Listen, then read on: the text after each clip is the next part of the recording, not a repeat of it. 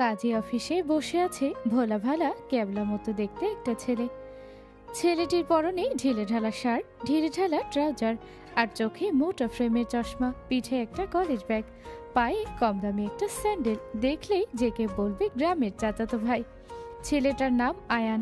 ওর পাশের চেয়ারে বেশ আয়েসি ভঙ্গিতে পায়ের উপর পা তুলে বসে আছে একটি মেয়ে। মেয়েটার পরনে একটা টপস, জিন্স আর গলায় একটা স্কার্ফ। চুলগুলো পনিটেল করে বাঁধা, চোখে ব্ল্যাক সানগ্লাস। দেখলেই বোঝা যায় কোনো বড়লোক ঘরের আদরে দোলালি। মেয়েটার নাম নদী।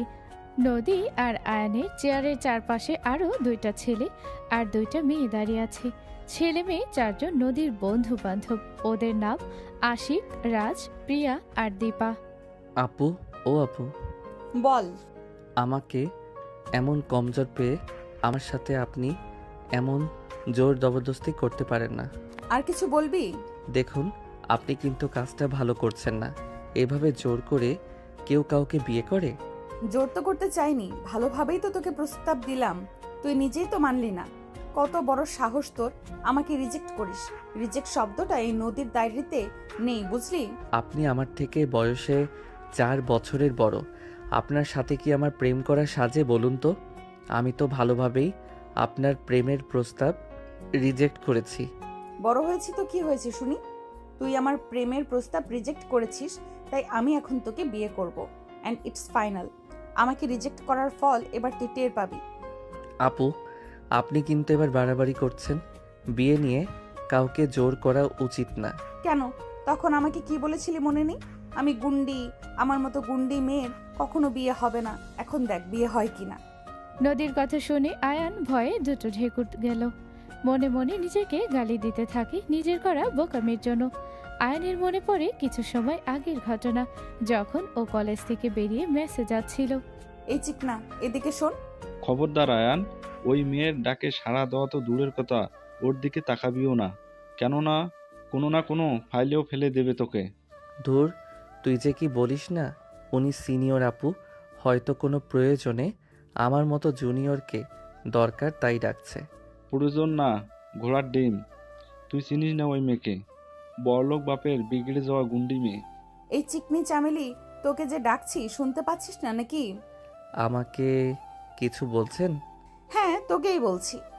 জি বলুন। দেখ, আমি কথাও তো পেঁচাতে পছন্দ করি না। তোকে আমি অনেকদিন ধরে দেখছি, তোকে আমার ভালো লাগে। আজকে থেকে আমার বয়ফ্রেন্ড হয়ে যা। ছি ছি, এসব কি বলেন আপনি আপু? আপনি আমার থেকে 4 বছরের বড়। আমি কিভাবে আপনার বয়ফ্রেন্ড হব? তা আমি জানি না। তোকে আমার পছন্দ হয়েছে মানে তোকে আমার সাথে প্রেম করতেই হবে। বললেই হয়ে গেল নাকি? প্রেম কি হাতের মোয়া নাকি? আপনি আমার বড়, আপনার সাথে প্রেম অসম্ভব। আমার কাছে অসম্ভব বলে কিছুই নেই। আমি যখন বলেছি তোকে আমার সাথে প্রেম করতে হবে মানে করতে হবে। রিজেকশন জিনিসটা আমার একদম পছন্দ না, বুঝলি? তাই ভুলেও আমাকে রিজেক্ট করার দুঃসাহস দেখাস না, ফল ভালো হবে না। তো আপনি কি এখন জোর করে প্রেম করবেন নাকি? আজব। দরকার পড়লে তাই করব। দেখুন আপু, এসব গুন্ডামি বাদ দেন। এসবের জন্য প্রেম তো দূর, দেখবেন আপনার কখনো বিয়েও হবে না। কি বললি তুই? তোর এত সাহস, তুই আমাকে গুন্ডি বলিস আর বলিস আমার বিয়ে হবে না? এই আমার বিয়ে হবে কিনা দেখবি তুই? বল, দেখবি? না মানে আমি ওইভাবে বলতে চাইনি। বলতে চাসনি কিন্তু বলেছিস তো। এবার আমি তোকে দেখাবো আমার বিয়ে হয় কিনা। বিয়ে তো আমার হবেই। তোর সাথে প্রেম না, এবার আমার বিয়ে হবে তোর সাথে। চল কাজী অফিসে চল। মগের মূল্যক নাকি? আমি কোথাও যাব না। তুই যাবি, তোর ঘাড়ও যাবে। চল বলছি। না, যাব না। তাহলে তোকে তুলে নিয়ে যাব। এই আশিক রাজ এটাকে কোলে তুলে নিয়ে আমার গাড়িতে বসা। দেখিস যেন পালাতে না পারে। আর প্রিয়া আর দীপাকে কল দিয়ে কাজী অফিসে আসতে বল, ওরা বিয়ের সাক্ষী দেবে। নদীর কথা মতো আশিক আর রাজ মিলে আয়ানকে জোর করে গাড়িতে তোলে। আয়নের বন্ধু রাফি অবস্থা বেগতিক দেখে সেখান থেকে কেটে পড়ে। আয়নকে নিয়ে ওরা সোজা কাজী অফিসে এসে পৌঁছায়। কাজী অফিসের বাইরে প্রিয়া আর দীপা আগে থেকে ওদের জন্য অপেক্ষা করছিল। তারপর ওরা এখন কাজের সামনে বসে আছে। আয়ান এসব ভাবনাতেই ডুবেছিল। তখনই নদী ওর মুখের সামনে তুড়ি বাজিয়ে বলে, কিরে, তুই কি বিয়ের আগেই বাসরের কল্পনা শুরু করে দিয়েছিস? নদীর কথা শুনে বাকিরা জোরে হেসে দেয়। দেখুন আপু, আমি যদি কোনো ভুল করে থাকি তাহলে সরি। আমাকে ক্ষমা করে দিন, কিন্তু প্লিজ আমার এত বড় ক্ষতি করবেন না। তুই তো এমনভাবে বলছিস মনে হচ্ছে আমি তোকে ধর্ষণ করছি। ছি ছি, এমন কোথায় বললাম? দেখুন, বিয়ে অনেক বড় একটা ব্যাপার, জোর করে এটা হয় না। আমি আপনার সাথে বেয়াদবি করেছি, তার জন্য আমি দুঃখিত। আপনি যা করতে বলবেন আমি তাই করব, কিন্তু তাও এমন একটা কাজ করবেন না দয়া করে। এভাবে জোর করে সব কিছু হয় না। আমি এখন আর কোনো কথা শুনতে রাজি না। বিয়ে আমাদের হবে, তাতে তুই রাজি থাক বা না থাক। লাগলে জোর করেই বিয়ে করব তোকে। কাজী সাহেব, বিয়ে পড়ানো শুরু করুন। অসম্ভব, আমি কিছুতেই বিয়ে করব না আপনাকে। আয়ানের জেদ দেখে নদী রেগে যায় ও আয়ানের কানের কাছে মুখ নিয়ে আয়ানকে ভয় দেখাতে বলে। শোন, তুই যদি আর একবার সিন ক্রিয়েট করিস না, তো এই যে আমার বন্ধু আশিক আর রাজকে দেখছিস, ওদের বলবো তোকে মেরে তোর লাশ টুকরো টুকরো করে যেন নদীতে ভাসিয়ে দেয়। ওরা কিন্তু এইসব কাজে এক্সপার্ট, বুঝেছিসই তো। বড়লোক বাড়ির ছেলে, ওরা এমন কয়েকটা খুন গুম করলেও কেউ ওদের ধরতে পারবে না। আয়ান এমনিতেই অনেক ভীতু স্বভাবের একটা ছেলে, তার উপর নদীর এমন কথা শুনে ও আরও ভয় পেয়ে যায়। ও নদীর কথা বিশ্বাস করে নেয়। ভয়ে ভয়ে আশিক আর রাজের দিকে তাকিয়ে দেখে ওরা দুজনও ওর দিকে তাকিয়ে আছে। আয়ান সাথে সাথে চোখ ঘুরিয়ে নেয়। আয়ানের আচরণ দেখে নদী বুঝতে পারে আয়ান ভয় পেয়েছে, তাই ও বলে, বল এবার কি চাস তুই? আমাকে বিয়ে করবি নাকি মরবি? আর হ্যাঁ, মরার পরে তোর লাশও কিন্তু কেউ খুঁজে পাবে না। না, করব, আমি বিয়ে করব আপনাকে। এই তো গুড বয়ের মতো কথা। কাজী সাহেব, পাত্র পাত্রী দুজনেই রাজি, আপনি বিয়ে পড়ানো শুরু করুন। নদীর কথা মতো কাজী বিয়ে পড়ানো শুরু করে দেয়। নদী তো কাজীর বলার সাথে সাথেই কবুল বলে দেয়, কিন্তু আয়ান একটু গৈগাই করে তারপর কবুল বলে। শত হলেও জানের ভয় সবারই আছে, আর তখন নদীর বলা কথাতে আয়ান প্রচুর ভয় পেয়েছে, তাই কবুল বলে দেয়ও। তো চিকনা তাহলে এখন থেকে আমার বর। কি চিকনা, দেখলি তো এই গুন্ডা আমির বিয়ে হয় কি না? আরে মুখটা কেমন প্যাঁচার মতো করে রেখেছিস কেন? একটু হাস। আমার তো তোর সাথে বিয়ে হয়েছে, তার মানে এখন তুই আমার বর। তোর বাড়ি আমার শ্বশুর বাড়ি, এই আমাকে আমার শ্বশুর বাড়ি নিয়ে যাবি না? আপনার কোনো শ্বশুর বাড়ি নেই? শ্বশুর বাড়ি নেই মানে কি? মানে হলো আমি অনাথ, আমি মেসে থাকি, তাই আমার নিজস্ব কোনো বাড়ি নেই। আর আমার বাড়ি নেই মানেই তো আপনারও শ্বশুর বাড়ি নেই। ও আচ্ছা, তা তোমার গ্রামের বাড়ি নেই? তোমার দাদির বাড়ি নেই? আছে তো।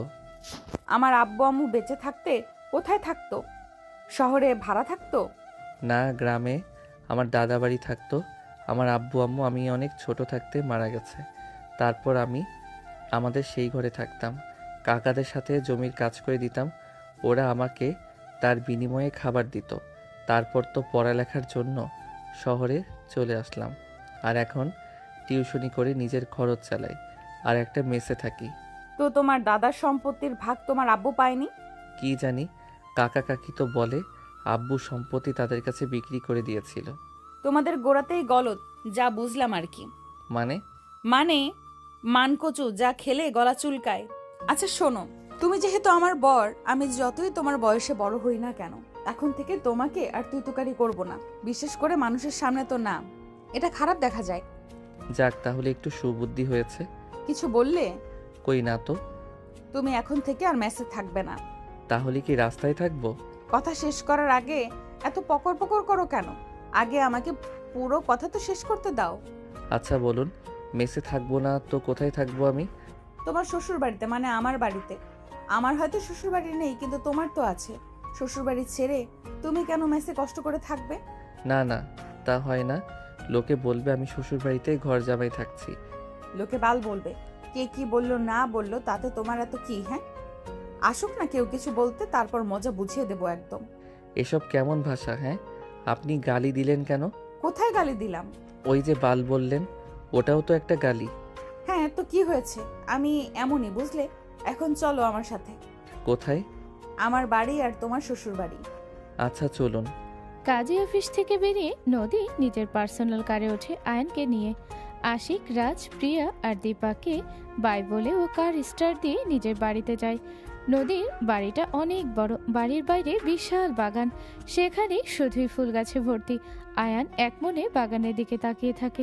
ফুল গাছের পাশে একটা দোলনা আর বিপরীত পাশে সুইমিং পুল। আয়ান মুগ্ধ হয়ে চারপাশ দেখতে থাকে। এত সুন্দর বাড়ি ও আগে কখনো দেখেনি।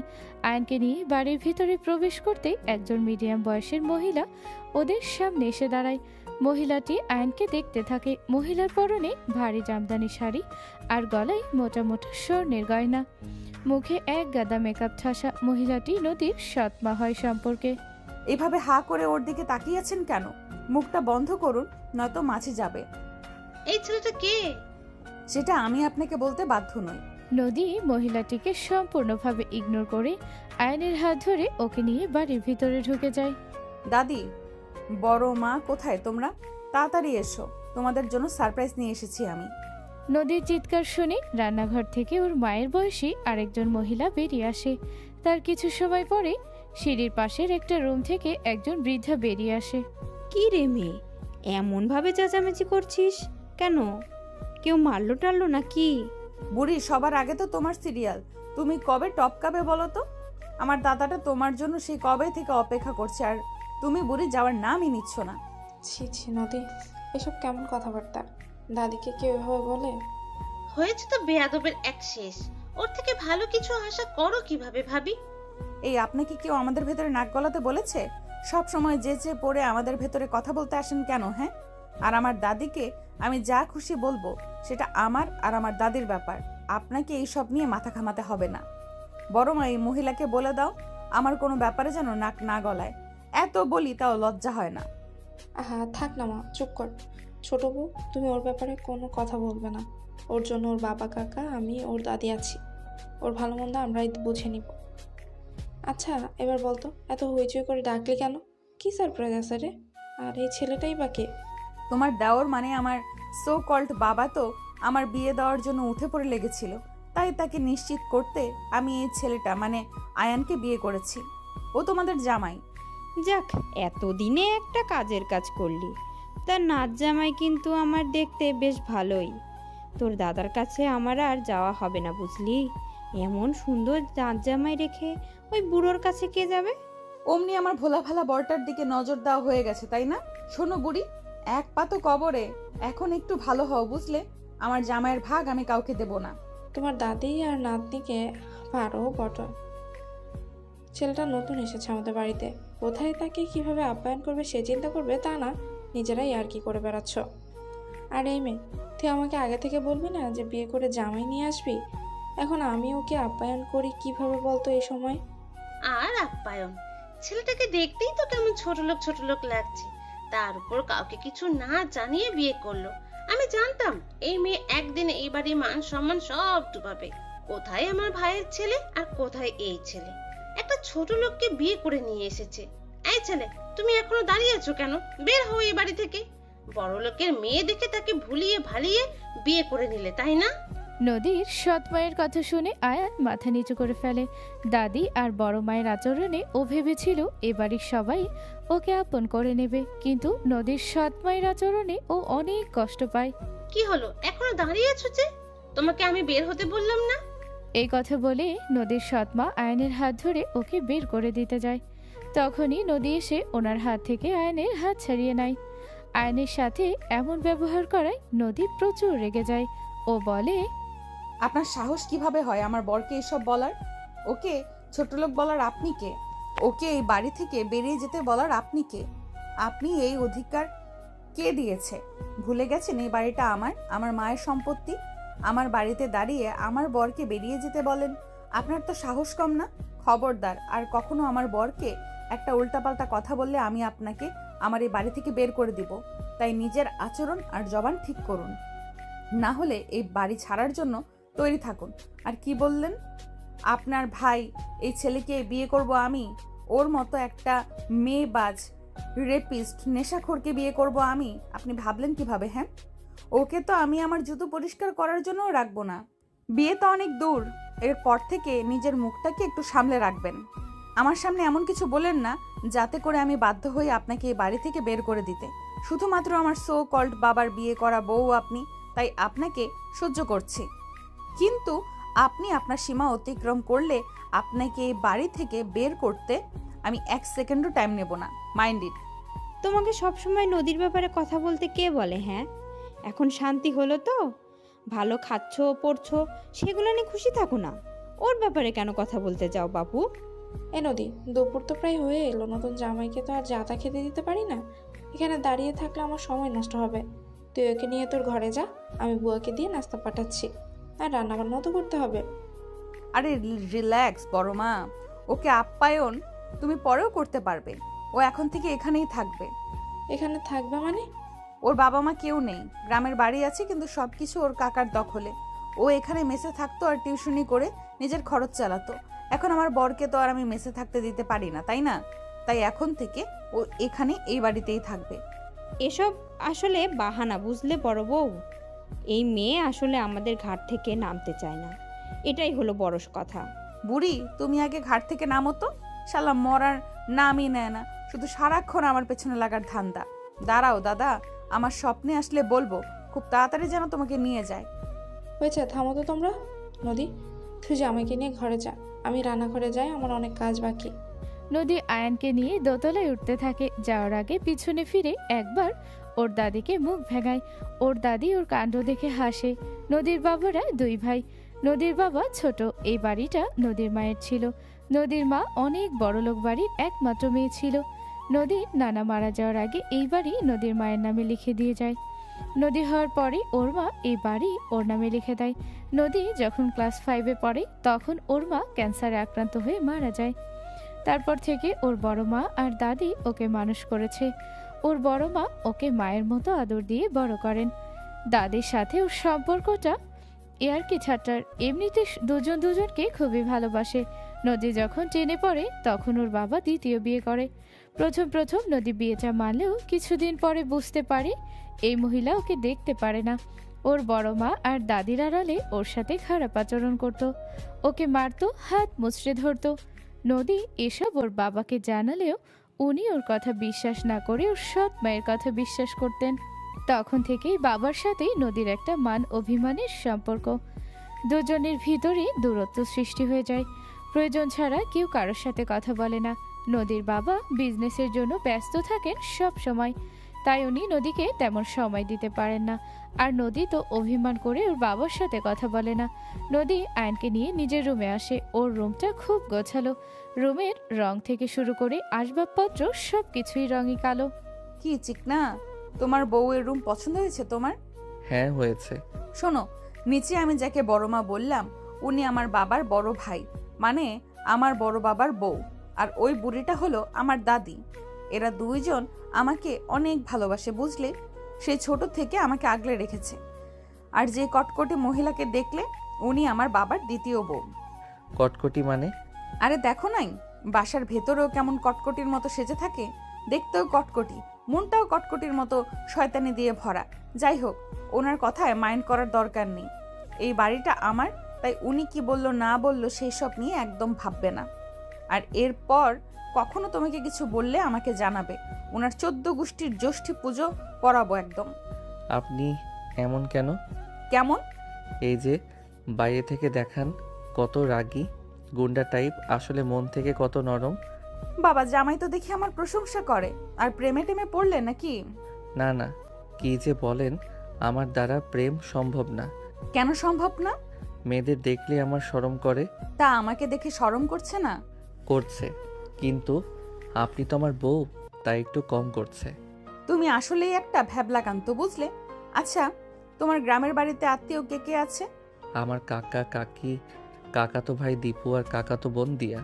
দীপু ভাইয়া আমার থেকে 5 বছরের বড়, আর দিয়া আমার 2 বছরের ছোট।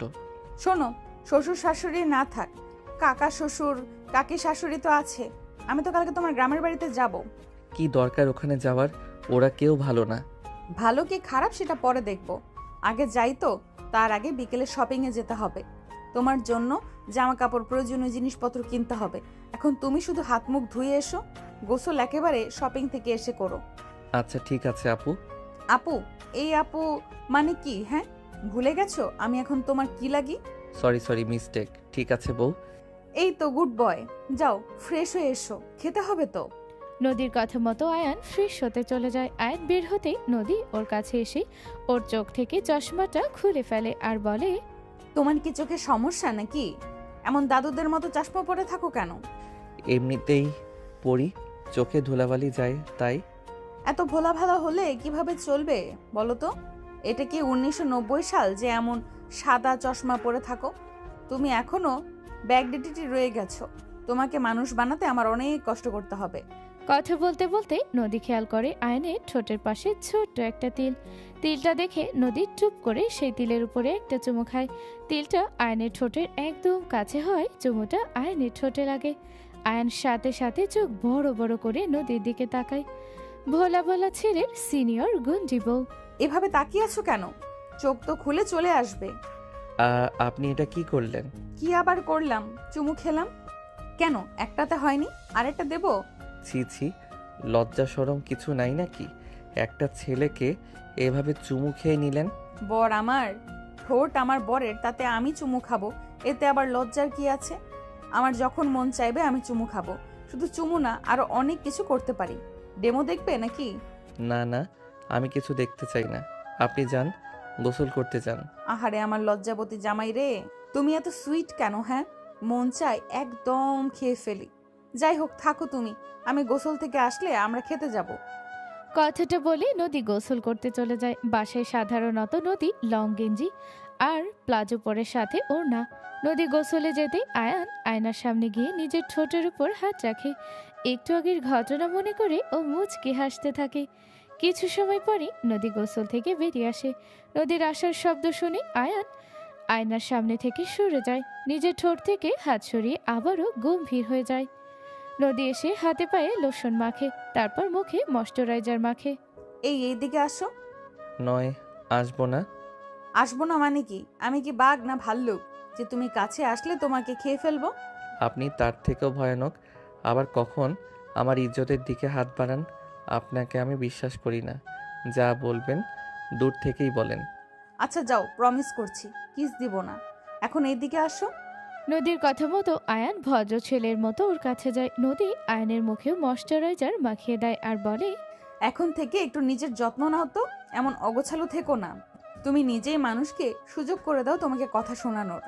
এখন থেকে একটু স্মার্ট হও, বুঝলে? কেন স্মার্ট না হলে বুঝি আমাকে স্বামী হিসেবে পরিচয় দিতে আপনি লজ্জা পাবেন? আমি গরিব, এটা মানতে বুঝি আপনার কষ্ট হবে? তুমি না একটু বেশি বুঝো, বুঝলে? সম্পর্কে তুমি আমার স্বামী না হলে এখনই কানের গোড়ায় একটা লাগিয়ে দিতাম। তোমাকে স্বামী হিসেবে পরিচয় দিতে লজ্জা লাগলে আমার বাসার সবার সাথে তোমাকে স্বামী হিসেবে পরিচয় করিয়ে দিতাম না। আর তুমি গরিব এটা মানতে কষ্ট হলে এত ঝামেলা করে তোমায় বিয়ে করতাম না। তোমাকে স্মার্ট হতে বলেছি তোমার নিজের জন্য, যাতে করে আমার সৎ মায়ের মতো কেউ তোমাকে কথা শোনানোর সুযোগ না পায়। শালা এক বাচ্চা ছেলেকে বিয়ে করে তো মহাবিপদে পড়লাম। বলি এক বুঝে আরেক। বিয়ে করেছি কোথায় বাচ্চা নিয়ে, নিজের বাচ্চাকে পালবো তা না, এখন দেখছি এই বাচ্চাকে পেলে পুষে আগে বড় করতে হবে। এরপর থেকে বেশি বুঝলে তোমার খবর আছে। এখন খেতে চলো। কথাগুলো বলে নদী রুম থেকে বেরিয়ে যায় খাওয়ার জন্য। আয়ানও ওর পিছু পিছু যায়। নদী আর আয়ান গিয়ে ডাইনিংয়ে পাশাপাশি দুইটা চেয়ারে বসে। ডাইনিং আগে থেকেই বড় মা, দাদি, নদীর সৎ মা আর নদীর সৎ বোন রিয়া ছিল। রিয়া এবার ক্লাস 10-এ পড়ে। বয়সে ছোট হলে কি হবে, এই মেয়ে অনেক পাকা। এই বয়সে যে কতগুলো প্রেম করে বেড়ায় তার কোনো ঠিক নেই। রিয়ার মুখেও এক গাদা মেকআপ আর ঠোঁটে টকটকে লাল কালারের লিপস্টিক দেওয়া। রিয়া এমনিতে দেখতে খুবই সুন্দর, তারপরেও মুখে এরকম মেকআপের প্রলেপ লাগিয়ে রাখে সবসময়। যেমন মা তার ঠিক তেমন মেয়ে।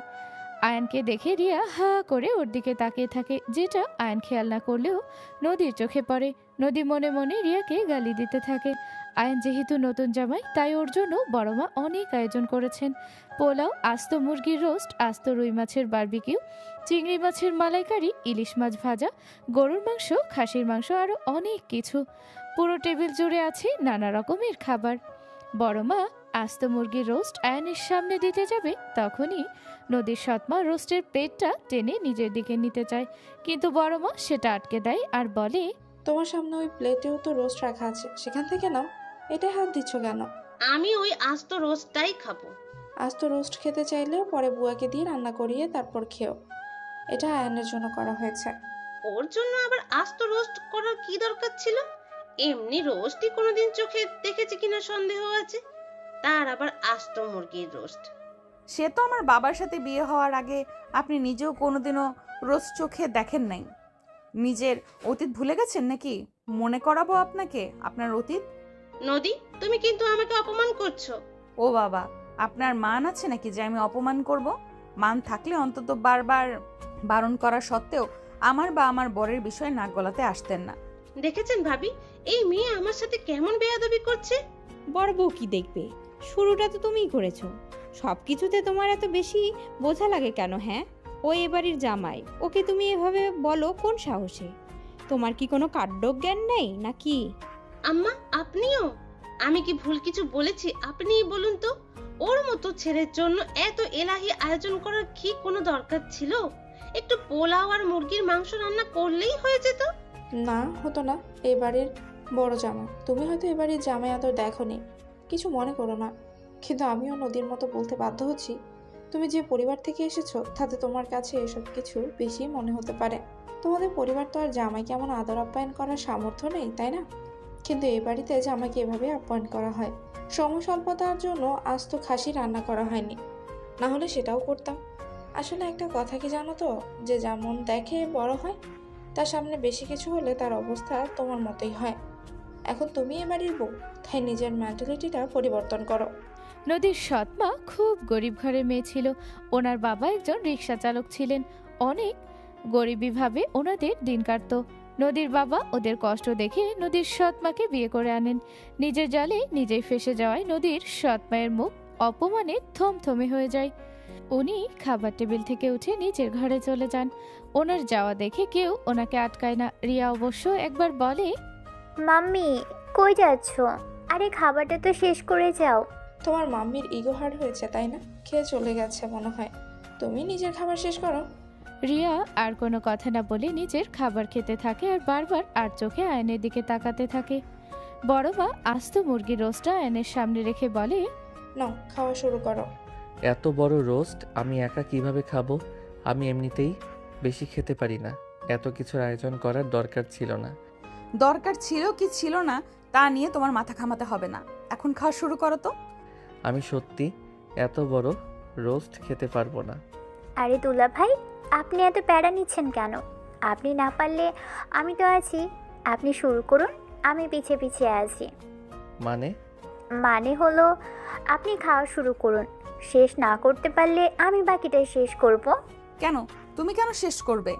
ওর যে একটা এত বড় জলজান্ত বউ আছে সেটা কি তোমার চোখে পড়ছে না নাকি? ওর এটো করা খাবার খেলে ওর বউ মানে আমি খাবো, তুমি কেন খেতে যাবে?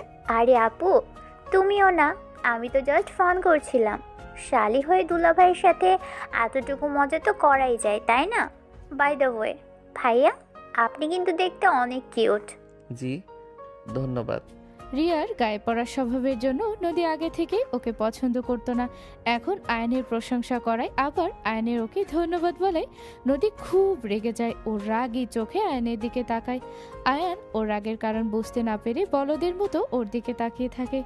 আয়ানকে এভাবে তাকিয়ে থাকতে দেখে নদী আরও বেশি রেগে যায়। ও টেবিলের নিচ থেকে নিজের পা দিয়ে আয়নের পায়ে অনেক জোরে লাথি মারে। আয়নও সাথে সাথে চিৎকার করে ওঠে। আরে আরে, কি হলো? এভাবে চিৎকার করে উঠলে কেন? আরে হবে হয়তো মশা টশা কিছু, কি তাই না আয়ান? মশা? হ্যাঁ, মশা। অনেক বড় মশা লাথি মেরেছে, মানে কামড় দিয়েছে। ও আচ্ছা, নাও তুমি খাওয়া শুরু করো। জি। হ্যাঁ দুলা ভাই, খান খান, বেশি করে খান, আর আরও বেশি কিউট হন। সত্যি বলছি, আবুর আগে যদি আপনার সাথে আমার দেখা হতো তাহলে আমিই আপনাকে বিয়ে করে নিতাম। আপনি পুরোই কিউটের ডিব্বা একটা। রিয়ার কথা শুনে আয়ান সাথে সাথেই নদীর দিকে তাকায়। আয়ান জানে নদী ওর ব্যাপারে অনেক সিরিয়াস। একটু আগে ওকে কিউট বলায় এতটা রেগে গেছিল, এখন আবার বিয়ে করার কথা বলল। এখন না জানি কতটা রেগে গেছে। এদিকে নদী সত্যি সত্যি প্রচুর পরিমাণে রেগে যায়। ও আর নিজের রাগ কন্ট্রোল করতে পারে না, তাই রেগে গিয়ে রিয়াকে বলে, এসব কি ধরনের বেয়াদবি কথাবার্তা রিয়া? ও তোমার বড় বোনের হাজবেন্ড, ওকে তুমি এসব কি বলছো? তুমি এতটাও ছোট বা অসুস্থ নও যে না বুঝে এমন কিছু বলেছো। আমি তো শুধু একটু মজাই করছিলাম। তুলা ভাইয়ের শালির সম্পর্ক তো মজারই, তাই না? তুমি যেটা করছো সেটাকে মজা নয়, অসভ্যতা বলে। তুমি যদি আমার মায়ের পেটের বোন হতে তাহলে এতক্ষণে 2-3টা চর খেতে আমার হাতে। তোমার সব খোঁজ খবরই আমি রাখি, বুঝলে? এই বয়সেই এতগুলো করে প্রেম করো, ক্যারেক্টার তো একদম জাতা বানিয়ে ফেলেছো। নেক্সট টাইম থেকে তোমাকে যেন এমন অসভ্যতাগুলো না করতে দেখি। আজকে থেকে আয়ানকে তুমি দুলা ভাইয়ের চোখে না, নিজের মায়ের পেটের ভাইয়ের চোখে দেখবে। না হলে এর পরের বার এমন বেয়াদবি দেখলে সত্যি সত্যি তোমার গায়ে হাত উঠে যাবে আমার। বোঝা গেছে আমার কথা? জি আপু, বুঝেছি। গুন্ডা, নাও এখন খাওয়া কন্টিনিউ করো। নদী এবার রিয়ার দিক থেকে চোখ সরিয়ে আয়নের দিকে তাকিয়ে বলে, ধমকের সুরে বলে, আর তুমি এমন হা করে তাকিয়ে কি দেখছো? মশার কামড়ের ডোজটা কি কম হয়ে গেছে? তাড়াতাড়ি খাওয়া শুরু করো। হ্যাঁ করছি। নদীর ধমকে আয়ান খাওয়া শুরু করে, নদীও খাওয়া শুরু করে। বড় মা ওদের খাবার বেড়ে দিতে থাকে। রিয়া আর একটা কথাও না বলে তাড়াতাড়ি খেয়ে উঠে চলে যায়। নদী আর আয়ানও খাওয়া শেষ করে রুমে চলে যায়। রুমে গিয়েই নদী বিছানার একপাশে শুয়ে পড়ে, কিন্তু আয়ান দাঁড়িয়েই থাকে। আয়ানকে দাঁড়িয়ে থাকতে দেখে নদী বলে, কি হলো, এমন ক্যাঙ্গারুর মতো দাঁড়িয়ে আছো কেন? এসে শুয়ে পড়ো। কোথায় শোবো? আমাকে কি জলহস্তি মনে হয় তোমার, যে পুরো বিছানা দখল করে শোবো? এত বড় বিছানার এক পাশে শুয়েছি, অন্য পাশ তো খালি পড়ে আছে, সেখানে শুয়ে পড়ো। না থাক, আমি এখানেই ঠিক আছি। নাটক বাদ দিয়ে শুতে এসো। না থাক। এই সমস্যা কি তোমার? চুপচাপ এসে ঘুমাও, বিকেলে আবার শপিংয়ে যেতে হবে। আপনি ঘুমান, আমি এখানে দাঁড়িয়ে আছি। তোমাকে ঘুমাতে আসতে বললাম না? না, আসবো না। কেন আসবে না? আপনি একটা মেয়ে, আপনার সাথে এক বিছানায়, ছি ছি আস্তাগফিরুল্লাহ। তার চেয়ে আপনি ঘুমান আর আমি এখানেই থাকি। উফ, ঢং দেখে আর বাঁচি না। নিজের বিয়ে করা বউয়ের সাথে এক বিছানায় ঘুমাতে ওনার লজ্জা লাগছে। থাপড়িয়ে কান লাল করে দেবো একদম। চুপচাপ শুতে এসো। নিজের বউয়ের পাশে শোবে, তাতে আবার ওনার আস্তাগফিরুল্লাহ বলতে হচ্ছে, বলদ কোথাকার। থাক না, আপনি ঘুমান না। কি থাকবে? হ্যাঁ আয়ান, আমি যদি এখন উঠি তাহলে কিন্তু তোমার অবস্থা খারাপ হয়ে যাবে, বলে দিচ্ছি। সে আপনার যা মন চাই করুন, তাও আমি আসবো না। তোমাকে না বললাম আমরা এখন বিবাহিত, একসাথে একই বিছানায় শুলেও পাপ নেই। সেটা তো ঠিক আছে, কিন্তু কিন্তু কি? আপনাকে আমি বিশ্বাস করি না। যদি আগের দিনের মতো আবারও কি? আবারও যদি আমার ইজ্জতের উপরে হামলা চালান। ইজ্জতে হামলা চালানোর কি আছে? হ্যাঁ, তুমি আমার বর, আমাদের সম্পর্কটা হালাল সম্পর্ক। তোমাকে যে আমি কিস দিয়েছি তাতে কোনো পাপ নেই, উল্টো সোয়াব আছে। আর যদি তার চেয়ে বেশি কিছু করি তাতেও পাপ নেই, বুঝলে? শালা আমার কি এক কপাল, বিয়ে করেছে এক আনরোম্যান্টিককে। যা ওর করার কথা তা আমাকে শিখিয়ে দিতে হচ্ছে। আমি আসলে জীবনে কখনো কারোর সাথে প্রেমও করি নাই, তো তাই আমার একটু লজ্জা বেশি। লজ্জা বাইরের মেয়েদের বেলায় পাবে, আমার সামনে এমন লজ্জা পেলে ধরে দেব এক আছাড়। এখন এসো, শত দেখি। আয়ান ভদ্র ছেলের মতো নদীর পাশে গিয়ে একদম টান টান হয়ে শুয়ে পড়ে। নদী আয়ানের বুকের উপর নিজের মাথা রাখে। আয়ান কি করবে বুঝতে পারে না, নদীকে সরিয়েও দিতে পারে না। মনে মনে ওর কাছেও ব্যাপারটা ভালো লাগে। নদী আয়ানকে শক্ত করে জড়িয়ে ধরে। কিছু সময় পরে আয়ান খেয়াল করে নদীর শ্বাস প্রশ্বাস ঘন হয়ে এসেছে। নদী গভীর ঘুমে তলিয়ে গেছে। আয়ান কিছু সময় একভাবে নদীর দিকে তাকিয়ে থাকে, তারপর অনেক সাহস করে নদীর কপালে একটা কিস করে। আয়ান কিস দেওয়ার সাথে সাথে নদী চোখ বন্ধ করে মুচকি হাসতে থাকে। নদীকে হাসতে দেখে আয়ান বুঝে যায় নদী ঘুমায়নি, ঘুমানোর নাটক করছিল শুধু। আয়ান লজ্জায় দূরে সরে যেতে চায়, কিন্তু নদী আয়ানকে আরো শক্ত করে জড়িয়ে ধরে বলে, হয়েছে, এত লজ্জা পেতে হবে না, আমি কিছু মনে করিনি। আমার তো আরো ভালো লেগেছে যে আমার লজ্জাপতি জামাইয়ের লজ্জাটা একটু কমেছে। একটা জিনিস চাইবো, দিবা? পারলে দিব। বলেন কি জিনিস? আগে আমাকে আপনি বলা বন্ধ করো। বলেছি না আমাকে তুমি করে বলবে? আচ্ছা ঠিক আছে, বলো কি চাও। তখন তো আমি ঘুম ভেঙে কিস দিলে, এখন একটা কিস দাও না প্লিজ। না মানে প্লিজ আয়ান, আমি তোমার বউ, আমার প্রাপ্য এর চেয়েও বেশি। সেখানে এই সামান্য চাওয়াটুকু তুমি পূরণ করতে পারছো না। নদীর কথা শুনে আয়নের নিজেরও খারাপ লাগে। ও সব লজ্জা ফেলে নদীর কপালে একটা কিস দেয়, তারপর নদীর চোখের দিকে তাকিয়ে থাকে। হুট করে আয়নের কি হয় ও বুঝতে পারে না। ও নদীর ঠোঁটে নিজে ঠোঁট দিয়ে কিস করতে শুরু করে। নদী প্রথমে অবাক হলেও পরে নিজেও আয়নের সাথে তাল মিলিয়ে কিস করে। আনন্দেই নদী কান্না করতে থাকে, তবে কোনো শব্দ করে না, বরং নীরবে। নদীর চোখ গড়িয়ে পানি পড়তে থাকে। আয়ন হঠাৎই কিস করা থামিয়ে নদীর দিকে তাকায়। নদীর চোখে পানি দেখেও সোজা হয়ে শোয়। তারপর বলে, আই এম সরি, তোমার পারমিশন ছাড়া তোমাকে লিপ কিস করা আমার উচিত হয়নি। আমি বুঝতে পারিনি তুমি কষ্ট পাবে। প্লিজ কান্না করো না। ধুর পাগল, তোমাকে কে বললো আমি কষ্ট পেয়েছি? কষ্ট পাওনি তাহলে কান্না কেন করছো? এটা আনন্দের কান্না, বোকা ছেলে, তুমি বুঝবে না। তার মানে তোমার খারাপ লাগেনি, ভালো লেগেছে? সব কিছু কি মুখে বলে দিতে হয় নাকি? কিছু জিনিস বুঝে নিতে হয়। কথাটা বলে নদী লজ্জায় মুখ অন্যদিকে ঘুরিয়ে নেয়। আয়ান যেহেতু একটু হাবাগোবা, তাই ও প্রথমে নদীর কথা বুঝতে পারে না, কিন্তু পরে যখন বুঝতে পারে তখন নদীকে নিজের দিকে ফিরিয়ে নেয়। নদী সবসময় মুখে পটর পটর করলেও আজকে লজ্জায় চোখ তুলে তাকাতে পারে না। আয়ান নদীকে নিজের কাছে টেনে নেয়। তারপর নদীর কপাল, গাল সব জায়গায় কিস করতে থাকে। নদীর লজ্জায় আয়নের বুকে মুখ লুকায়। আয়ন নদীকে আরো গভীরভাবে আদর করতে থাকে। নদীও আয়নের আদর উপভোগ করতে থাকে। ওরা হারিয়ে যায় ভালোবাসার এক অন্য জগতে। এবার হ্যাপি তো তুমি? জানি না। এই তুমি লজ্জা পাচ্ছ?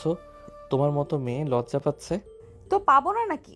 হতে পারে আমি একটু রাগী, বদমেজাজি, গুন্ডি টাইপ, কিন্তু তার মানে তো এই না যে আমি লাজ লজ্জাহীন। আচ্ছা, একটা মজার কথা বলি। বলো। সবার হয় বাসর রাত, আর আমাদের হলো বাসর দিন। তুমি একটা মজার কথা শুনবে? বলো। আমার লজ্জাপতি জামাইয়ের লজ্জা কেটে গেছে। সে এখন খুব রোমান্টিক হয়ে গেছে। ভোলা ভালা ছেলের সিনিয়র গুন্ডি বউ। যা বাবা, নিজেই আনরোমান্টিক বলে বলে পাগল করে দিয়ে এখন নিজেই আবার এমন বলছে। ঠিক আছে, আমি তাহলে আবার আগের মতোই হয়ে যাব। আরে না, আমি তো মজা করছিলাম। চলো ফ্রেশ হয়ে নাও, তারপর শপিংয়ে যাব। দুজনে খুনসুটি করতে করতে উঠে ফ্রেশ হয়ে নেয়। তারপর শপিং মলে যায় শপিংয়ের জন্য। নদী আয়নকে অনেকগুলো শার্ট, টি শার্ট, প্যান্ট কিনে দেয়। সবগুলোই অনেক দামি আর মডার্ন। আয়ান প্রথমে নিতে চায় না, কিন্তু নদী জোর করেই কিনে দেয়। ড্রেস কেনা হলে নদী আয়নকে নিয়ে একটা জেন্টস সেলুনে ঢোকে। প্রথমে আয়নের হেয়ার স্টাইল চেঞ্জ করে। আয়ান এমনিতেই দেখতে অনেক সুন্দর, নতুন হেয়ার স্টাইল এরপরে ওকে দেখতে আরও হ্যান্ডসাম লাগে। নদী আয়নকে কতগুলো সানগ্লাসও কিনে দেয়। তারপর একটা চেঞ্জিং রুমে ঢুকে আয়নের পরে থাকা জামা কাপড় চেঞ্জ করিয়ে নতুন কেনা একটা প্যান্ট আর একটা টি শার্ট পরায়। আয়নের সাদা গোল ফ্রেমের চশমা পাল্টে একটা ব্ল্যাক সানগ্লাস পরায়। নতুন লুকে আয়নকে দেখতে অনেক সুন্দর লাগছিল। নদী হা করে কিছু সময় আয়নের দিকে তাকিয়ে থেকে বলে, মাশাল্লাহ, আমার বরটাকে কত হ্যান্ডসাম লাগছে।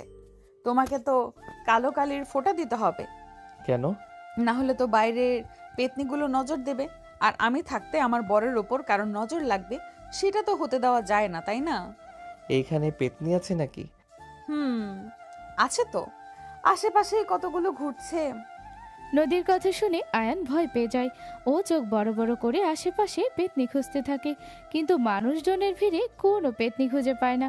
আয়ানকে এভাবে আশেপাশে বারবার তাকাতে দেখে নদী বলে, কি খুঁজছো তুমি?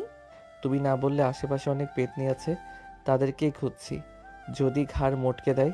আরে পাগল, আমি তো ওই পেতনির কথা বলি নাই। আমি পেতনি বলতে মেয়েগুলোকে বুঝিয়েছি যারা তোমার দিকে তাকাবে। ও আচ্ছা, তো সেটা খুলে বলবে না? আমি কতটা ভয় পেয়ে গেছিলাম। তোমাকে বদল শুধু শুধু বলিনি, কাজই করো এক একটা বলদের মতো। মানে? মানকচু যা খেলে গলা চুলকায়। এখন চলো, বাসায় চলো। কালকে তোমার গ্রামের বাড়িতে যাব, ওখানে অনেক দেনা পাওনা বাকি আছে। নদীর কথার মানে আয়ান কিছু বুঝতে পারে না, তবে কোনো প্রশ্নও করে না। ওরা দুজন বাসায় চলে আসে। বাসায় এসে ডিনার করে ঘুমাতে চলে যায়। ঘুমানোর আগে দুজনে একজন আরেকজনকে জড়িয়ে ধরে কপালে আর ঠোঁটে কিস দিয়ে ঘুমায়। সকালে উঠে গোসল করে নদী একটা 3 পিস পরে রেডি হয়ে নেয়। আয়ানও কালকের কেনা নতুন শার্ট প্যান্ট পরে রেডি হয়ে যায়। তারপর লাগেজে নিজেদের কাপড় চোপড় আর প্রয়োজনীয় জিনিসপত্র গুছিয়ে নিয়ে আয়নের গ্রামের বাড়ির উদ্দেশ্যে রওনা দেয়। ওদের গাড়ি নিয়ে একদম আয়নের চাচিদের দরজার সামনে থামে। এত বড় প্রাইভেট কার দেখে আয়নের চাচি চাচা সবাই অবাক হয়ে যায়। তার থেকে বেশি অবাক হয় যখন দেখে গাড়ি থেকে আয়ন বের হচ্ছে। আয়নকে নতুন লোকে এত দামি গাড়িতে দেখে ওনাদের চোখ ছানা বড়া হয়ে যায়। এই, এটা কি আমাদের আয়ান নাকি আমি ভুল দেখছি? তুমি ঠিকই দেখেছো, এটাই আমাদের আয়ান। কিন্তু ও এত ভাবসাব শিখলো কোথা থেকে? শুধু কি ভাবসাব, দেখছো না কত দামি দামি কাপড় পরেছে, কত দামি গাড়িতে চড়ে এসেছে। আচ্ছা, ও কি লটারি পেয়েছে নাকি শহরে গিয়ে? পেলেও পেতে পারে, বুঝলে? ইস, কেন যে ওর সাথে যোগাযোগ বন্ধ করে দিলাম। আজকে ওর সাথে ঠিকমতো যোগাযোগ থাকলে সব কিছু আমাদেরও হতো। এখন যখন ও নিজে থেকে এখানে এসেই পড়েছে, তখন চেষ্টা করতে হবে ওকে পটিয়ে যদি কিছু আদায় করা যায়। কি বলো? হ্যাঁ, ঠিক বলেছ। ওর ভালো মতো যত্নআত্তি করো। মনে রেখো, ও কিন্তু এখন সোনার ডিম পাড়া হাঁস। কিন্তু ওর সাথে ওই মেয়েটাকে। হবে হয়তো কোনো বান্ধবী। টাকা হলে তখন ছেলেদের কি বান্ধবীর অভাব হয় নাকি? আচ্ছা থাকো, গিয়ে ওর সাথে কথা বলি। তুমিও এসো। হ্যাঁ, চলো। আয়নকে এতদিন পর দেখে ওর চাচা চাচি প্রথমে খুশি হয় না, কিন্তু ওর এত দামি কাপড় গাড়ি দেখে ওনারা ভাবে সব কিছু আয়নের। ও হয়তো শহরে গিয়ে বড় লোক হয়ে গেছে। ওর লোভী চাচা চাচি লোভে পড়ে আয়নের কাছে যেতে থাকে। এতক্ষণ ওনারা দূরে দাঁড়িয়ে ফিসফিসিয়ে কথা বলছিল। নিজেদের স্বার্থ হাসিলের উদ্দেশ্যে ওনারা আয়নের সাথে ভাব জমাতে চায়। এদিকে ওনাদের এমন ফিসফিস করতে দেখে নদী বোঝা যায় ওনাদের উদ্দেশ্য। ওনারা যে ভালো মানুষ না সেটাও আরও আগেই বুঝতে পারে। ও এখানে এসেছে ওনাদের শায়েস্তা করতে। কিছু সময়ের ভিতরে আয়নের চাচা চাচি একগাল হাসি হাসি মুখ নিয়ে আয়ান আর নদীর সামনে এসে দাঁড়ায়। আসসালামু আলাইকুম চাচা। আসসালামু আলাইকুম চাচি, কেমন আছেন আপনারা? ওয়ালাইকুম আসসালাম। এই তো বাবা, আমরা আলহামদুলিল্লাহ ভালো আছি। এখন আরও ভালো আছি। ঘরের ছেলে ঘরে ফেরত এসেছে, এর থেকে ভালো আর কি হতে পারে? হ্যাঁ রে আয়ান, তুই তো শহরে গিয়ে আমাদের একদম ভুলেই গেলি। চাচি যে তোকে ছোট থেকে এত আদর করে মায়ের মতো ভালোবেসে বড় করলাম, চাচির কথা কি তোর একটুও মনে পড়েনি এতদিনে? নিজের মা হলে পারতিস এভাবে ভুলে থাকতে। আমি তো তোকে পেটে ধরিনি, তাই হয়তো মনে পড়েনি। আমি তোর মা হলে ঠিকই খবর নিতি। না না চাচি, তেমন কিছু না, আসলে পড়ালেখার চাপে ছিলাম অনেক। হ্যাঁ হ্যাঁ, সব বুঝি। ইচ্ছা থাকলে উপায় হয়, বুঝলি? যাক, বাদ দে। তুই যে এতদিন পরে এসেছিস, এতেই আমি অনেক খুশি। আমার আরেক ছেলে আমার কাছে এসেছে, এতেই আমি অনেক খুশি। শুনছো? আমার ছেলে বাড়িতে এসেছে। যাও, বাজারে যাও তাড়াতাড়ি। ও যা যা খেতে পছন্দ করে সব নিয়ে আসো। আজকে সব রান্না করব আমি। হ্যাঁ, তুমি ওকে ভিতরে নিয়ে যাও, আমি বাজারে যাচ্ছি। আয়ান নিজের চাচা চাচির এত ভালো ব্যবহার দেখে খুবই অবাক হয়। ছোট থেকে একটু ভালোবাসা পাওয়ার জন্য কত কিছু করেছে আয়ান, কিন্তু চাচি ওকে সবসময় দূর দূর করে দূরে সরিয়ে দিয়েছে। সেই চাচি ওকে আজ নিজের ছেলে বলছে, আবার এত আদর করছে দেখে আয়ান অনেক খুশি হয়। ও মনে মনে ভাবতে থাকে ওর চাচা চাচি হয়তো ভালো হয়ে গেছে, ওনারা হয়তো ওকে সত্যিই ভালোবাসে। ও সরল মনে ওর চাচা চাচির অভিনয়কে সত্যি মনে করতে থাকে। নদী আয়নের চাচা চাচির ব্যবহার দেখে বুঝে যায় ওনারা নাটক করছে। চাচি এবার আয়নকে নদীর দিকে ইশারা করে জিজ্ঞেস করে, হ্যাঁ রে আয়ান, এই মেয়েটা কে তোর সাথে? ও হ্যাঁ, তোমাদের সাথে তো পরিচয় করিয়ে দেওয়া হয়নি। ও নদী তোমাদের বৌমা, মানে আমার বউ। গতকালকে আমরা বিয়ে করেছি। ছেলে তো আমাদের বড় হয়ে গেছে দেখছি, একা একা বিয়ে করে বসে আছে। আমাদের একবার জানানোর প্রয়োজন অবধি মনে করলি না? এই তোর আমাদের প্রতি ভালোবাসা? রাগ করো না চাচি, বিয়েটা একদম হুট করে হয়েছে তো, তাই তোমাদের জানাতে পারিনি। আর আমার কাছে তো ফোন বা তোমাদের নাম্বার কোনোটাই নেই। এই জন্য দেখো, আজকে চলে এলাম ওকে নিয়ে তোমাদের বাসায়। নদী, উনি আমার চাচি। তোমাকে বলেছিলাম না ওনার কথা? ইয়েস বেবি, আমার মনে আছে। হ্যালো চাচি আম্মা, আমি নদী, আয়ান বেবির wife. Nice to meet you. নদীকে এমনভাবে কথা বলতে শুনে আয়ান চমকে ওর দিকে তাকায়। আয়নের চাচিও মনে মনে অখুশি হয়। উনি নিজের মনে নিজেকে বলে, এ আবার কেমন অসভ্য মেয়ে, চাচি শাশুড়িকে সালাম তো দিলই না, উল্টো বরকে বেবি বেবি করছে। চাচি মনে মনে নদীকে অসভ্য বেয়াদব বলেও বাহিরে তা প্রকাশ করেন না। উনি হাসি মুখে নদীকে বলেন, মাশাআল্লাহ, বৌমা দেখতে খুবই মিষ্টি। কেমন আছো মা? আসার পথে তোমাদের কোনো সমস্যা হয়নি তো? আই এম ফাইন, আসতে কোনো সমস্যা হয়নি। এসি কারে করে এসেছি তো। এই কারটা আয়ান 1 সপ্তাহ আগে 4 লাখ টাকা দিয়ে কিনেছে, নতুন কার, আরও এসি সহ। তাই আসতে কোনো সমস্যা হয়নি, বাট এখানে আসার পরে হচ্ছে। কি সমস্যা হচ্ছে মা? এখানে কত গরম আয়ান বেবি, আমরা এখানে কিভাবে থাকবো বলো তো? এত গরমে আমার স্কিন ড্যামেজ হয়ে যাবে তো। আর তুমিও তো এসি ছাড়া ঘুমাতে পারো না, এই গরমে শরীরে র্যাশ উঠবে তো। না না মা, ঘরে চলো, দেখবে ঘর কত ঠান্ডা। আর ফ্যান তো আছেই, লাগলে হাত পাখা দিয়েও সাথে বাতাস খাবে, দেখবে আর গরম লাগবে না। কি? আমি হাত পাকা নাড়িয়ে বাতাস খাবো? ইম্পসিবল বেবি, চলো আমরা ফিরে যাই, এখানে এত গরমে টেকা সম্ভব না। আরে না, এতদিন পরে ছেলেটা এলো, লাগলে আমি নিজেই তোমাকে বাতাস করব। গরম লাগবে না বেশি মা। ঠিক আছে, আপনি যখন এত করে বলছেন তখন আমি না হয় একটু কষ্ট করলাম। চলুন, আপনাদের ঘরে চলুন। নদীর ব্যবহারের এমন হুট করে পরিবর্তন দেখে আয়ান থম মেরে যায়। এ কথা হারিয়ে ফেলে। কোনো কিছুই ওর মাথায় ঢোকে না। ও আবার কবে গাড়ি কিনলো? আবার নাকি ও এসি ছাড়া ঘুমাতে পারে না। 2 দিন আগেও তো ও মেসে গরমের ভেতর ঘুমাতো। নদী এমন বানিয়ে বানিয়ে কথা কেন বলছে ও বুঝতে পারে না। ও চুপ করে শুধু সবটা শুনে যায় আর নদীর সাথে রুমে যায়। এটা কি হলো? কি হলো? তুমি হঠাৎ করে এমন আজব ব্যবহার করলে কেন? কেন বেবি? তোমাকে বেবি বলে ডাকলে কি তোমার ভালো লাগছে না? ভালো লাগছে, কিন্তু আগে তো এমন ব্যবহার করতে না। আবার চাচিকে বানিয়ে বানিয়ে কতগুলো মিথ্যা কথা বললে। কি মিথ্যা কথা বললাম? আমি আবার কবে গাড়ি কিনলাম? আবার বললে এসি ছাড়া ঘুমাতে পারি না। এসব কেন বললে? এদের কাছে তোমার কদর বাড়ানোর জন্য, যাতে করে তোমাকে আদর আপ্যায়ন করে। কদর তো এমনি আছে। দেখলে না চাচা চাচি, আমি আশায় কত খুশি হলো। চাচি আমাকে নিজের ছেলে বলল, আবার চাচাকে বলল বাজার থেকে আমার জন্য আমার পছন্দের সব কিছু আনতে। চাচা চাচি এখন আর আগের মতো নেই, বুঝলে? চাচা চাচি বদলে গেছে। হয়তো আগেও আমাকে ভালোবাসতো, আমি বুঝতে পারিনি বা তারা প্রকাশ করেনি। এখন এতদিন দূরে ছিলাম, তাই কাছে আসার পরে প্রকাশ করছে। চাচা চাচি আসলেই আমাকে অনেক ভালোবাসে।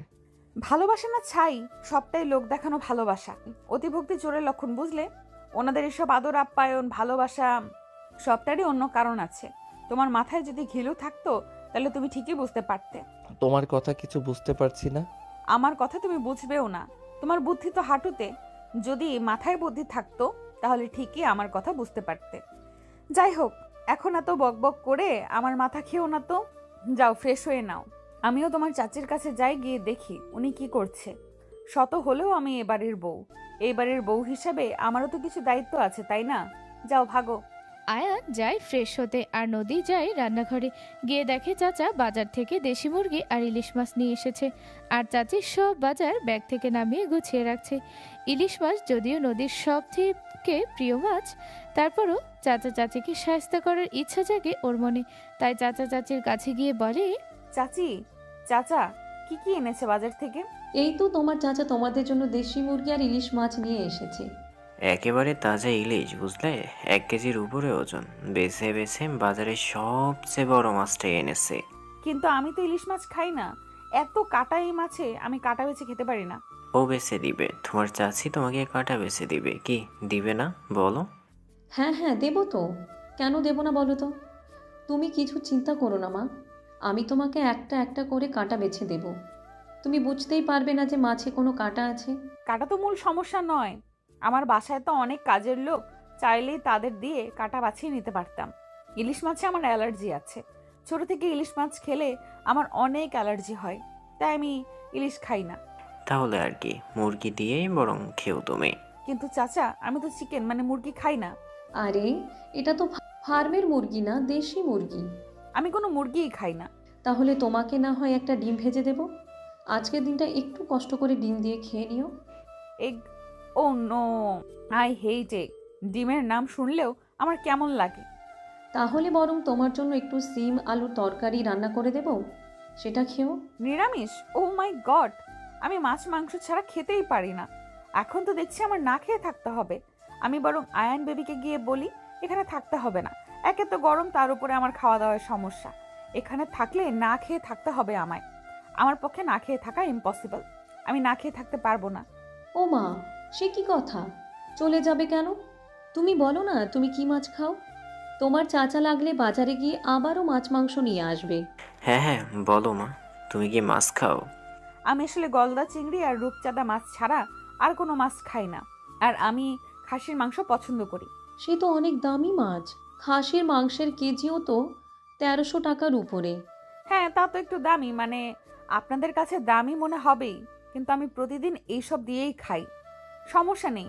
আপনাদের যদি আনতে প্রবলেম হয় তো ঠিক আছে, আমরা আজকে বিকেলেই চলে যাব। নদীর মুখে চলে যাওয়ার কথা শুনে চাচা চাচি ঘাবড়ে যায়। ওনারা তো চায় আয়নকে ভুলিয়ে ভালিয়ে কিছু টাকা পয়সা আদায় করতে। তার জন্য আয়নকে তো কিছুতেই এখন যেতে দেওয়া যাবে না। যেভাবেই হোক ওদের আটকে রাখতে হবে, তার জন্য কিছু খরচ করতে হলে করতে হবে। তাই চাচা বলে, হোক না দামি, তাতে কি হয়েছে? ছেলের বউকে না খাইয়ে তো আর রাখা যাবে না। তুমি কিছু চিন্তা করো না, আমি এখনই আবার বাজারে গিয়ে তোমার জন্য গলদা চিংড়ি আর খাসির মাংস নিয়ে আসছি। হ্যাঁ হ্যাঁ, তাই যাও। তুমি কিছু চিন্তা করো না মা, তোমার এখানে কোনো সমস্যা হবে না। তুমি যা খেতে চাও তাই পাবে। তুমি বরং যাও, ঘরে গিয়ে আরাম করো। ঠিক আছে, কিন্তু চাচি, আমার না এই টাইমে কফি খাওয়ার অভ্যেস আছে। কফি আছে তো বাসায়, ওই তাকে দেখো, দুধ আর কফি দুটাই রাখা। তুমি খাও কফি করে। আমার মেয়ে দিয়া, ও খায় কফি। আমার ছেলে দীপুও চা খায় না। ওদের ভাই বোনের জন্যই কফিটা এনে রাখা হয় ঘরে। তুমি যাও, বানিয়ে খাও। আমি ততক্ষণে মাছটা কেটে ফেলি। হোয়াট? আমি কফি বানাবো? আমাকে পানি ঢেলে দেওয়ার জন্য আলাদা কাজের লোক আছে বাসায়। রান্নার আশেপাশেও আমি কখনো যাইনি। আচ্ছা থাক, আমি বরং ঘরে যাই। নদীর কথা শুনে চাচি মনে মনে বলেন, না না, এই মেয়েকে সব ব্যাপারে খুশি রাখতে হবে। একে কোনোভাবেই অখুশি হতে দেওয়া যাবে না। এও নিশ্চয়ই কোনো বড় লোকের মেয়ে হবে। একেও পটাতে হবে, এর থেকেও কিছু ধান্দা করতে হবে। চাচি মনে মনে এসব বলেও মুখে বলেন, না না, তা করবে কেন? তুমি 2 মিনিট দাঁড়াও, আমি কফি বানিয়ে দিচ্ছি। থাক না, আপনাকে শুধু শুধু কষ্ট করতে হবে না। আরে কিসের কষ্ট? তুমি ঘরে যাও, আমি কফি বানিয়ে নিয়ে আসছি। আচ্ছা ঠিক আছে। নদী নিজের রুমের দিকে যেতে যেতে একটা শয়তানি হাসি দেয়। এদেরকে খাঁচিয়ে মারাই ওর উদ্দেশ্য। ও জানে এরা এখন ওর হাতের পুতুলের মতো কাজ করবে। লোভী মানুষ টাকার জন্য সব কিছু করতে পারে। নদী নিজের রুমে গিয়ে দেখে আয়ন গোসল সেরে বিছানায় গিয়ে বসেছে। নদীও গোসল করতে চলে যায়। ও গোসল থেকে বেরিয়ে ড্রেসিং টেবিলের সামনে দাঁড়িয়ে চুল আঁচড়াতে থাকে। তখনই আয়ন এসে ওর চুলের ফাঁকে মুখ ডুবিয়ে দেয়। নদী মুচকি হাসি দিয়ে বলে, এই যে সাহেব, দরজাটা কিন্তু খোলা আছে। যখন তখন যে কেউ চলে আসতে পারে। এটা গ্রাম, শহর না। সেটা কি মাথা থেকে বেরিয়ে গেছে? মনে আছে তো, আমি তো আর বাইরের কোনো মেয়েকে আদর করছি না, আমার বিয়ে করা একমাত্র বউকে আদর করছি। এটাকে দেখলো না দেখলো তাতে আমার কোনো সমস্যা নেই। আচ্ছা তাই বুঝি? তাই। মানুষ দেখলে দেখুক, তাতে আমার কোনো সমস্যা নেই। আমি আরও বেশি বেশি করে আমার বউকে আদর করব। আরে চাচা, আপনি বাইরে দাঁড়িয়ে আছেন কেন? ভেতরে আসুন। চাচি? কোথায় চাচি? নদীর মুখে চাচির নাম শুনে ভয়ে আয়ন এক ঝটকায় নদীর থেকে দূরে সরে যায় আর চাচিকে খুঁজতে থাকে। আয়নের এমন নাজেহাল অবস্থা দেখে নদী হাসতে থাকে আর বলে, কি হলো? সব হাওয়া ফুস? খুব তো বলেছিলে কেউ দেখলে দেখুক, তোমার কিছু যায় আসে না। তাহলে চাচির নাম শুনে এমন ব্যাঙের মতো লাফিয়ে দূরে সরে গেলে কেন? না মানে ওই আর কি। আয়ান লজ্জায় নদীর কথার কোনো উত্তর দিতে পারে না। ও চুপচাপ মাথা নিচু করে মাথা চুলকাতে থাকে। নদী ওর অবস্থা দেখে বেশ মজা পায়। ও মুখে হাত দিয়ে হাসতে থাকে যাতে করে আওয়াজ না হয়। তখনই আয়নের প্রায় সমবয়সী একটা মেয়ে হাতে একটা ট্রেতে করে 2 কাপ কফি নিয়ে এসে দরজায় দাঁড়ায়। ভেতরে আসবো আয়ান ভাই? আরে দিয়া, আয় আয়, বাইরে দাঁড়িয়ে আছিস কেন? এত সময় কোথায় ছিলি? এসে থেকে একবারও দেখলাম না তোকে। কলেজে গিয়েছিলাম ভাইয়া, মাত্র এসেছি। মা বলল এই কফি দুটো তোমার রুমে দিয়ে যেতে, তাই আসলাম। তা ভালো করেছিস। তো তোর পড়াশোনার কি অবস্থা? কেমন চলছে পড়াশোনা? এই তো ভাইয়া ভালো। ভাইয়া, এই আপুটাকে তোমার বান্ধবী? না, দেখেছিস, তোর সাথে তোর পরিচয় করিয়ে দেওয়াই হয়নি। ও হচ্ছে নদী, তোর ভাবি। আর নদী ও দিয়ে আমার চাচার মেয়ে, বলেছিলাম না তোমাকে ওর কথা? ভাবি মানে? আমার ভাইয়া মানে দীপু ভাইয়া আবার কবে বিয়ে করলো? কই, আমি জানি না তো। আরে বলো, দীপু ভাইয়া কেন বিয়ে করবে? তোকে কি আমি বলেছি ও দীপু ভাইয়ার বউ? তুমি তো বললে ভাবি হয়। তো আমি কি তোর ভাইয়া হই না নাকি? ও আমার বউ, আমি গতকালকে ওকে বিয়ে করেছি। তুমি বিয়ে করেছো? হ্যাঁ, আসলে তোদের নাম্বার ছিল না তাই জানানো হয়নি। আয়ান আর নদীর বিয়ের কথাটা জানতে পেরে দিয়ার মুখের হাসি উধাও হয়ে যায়। ওর হাসি মুখটা একদম মলিন হয়ে যায়। মনে মনে ও আয়ানকে ভালোবাসে, কিন্তু সামনে কখনো সেটা প্রকাশ করেনি। আজ হুট করে অনেক দিন বাদে নিজের ভালোবাসার মানুষকে দেখতে পেয়ে ও যতটা খুশি হয়েছিল আয়ান বিয়ে করেছে জানতে পেরে, তার চেয়ে দ্বিগুণ কষ্ট পায়। একেবারে চুপ হয়ে যায়। ওকে এমন চুপ থাকতে দেখে আর ওর হাসি এমন গায়েব হতে দেখে আয়ান বলে, কিরে, তোর মুখটা এরকম চুপসানো বেলুনের মতো হয়ে গেল কেন? না আসলে হুট করে এমন একটা নিউজ দিলে আমি আসলে ব্যাপারটা হজম করতে পারছি না। তুমি যে হুট করে বিয়ে করে বউ দিয়ে এসে সারপ্রাইজ দেবে কখনো কল্পনাও করিনি, তাই একটু চমকে গিয়েছিলাম আর কি। কেমন আছেন ভাবি? এই তো আলহামদুলিল্লাহ ভালো আছি। তুমি কেমন আছো?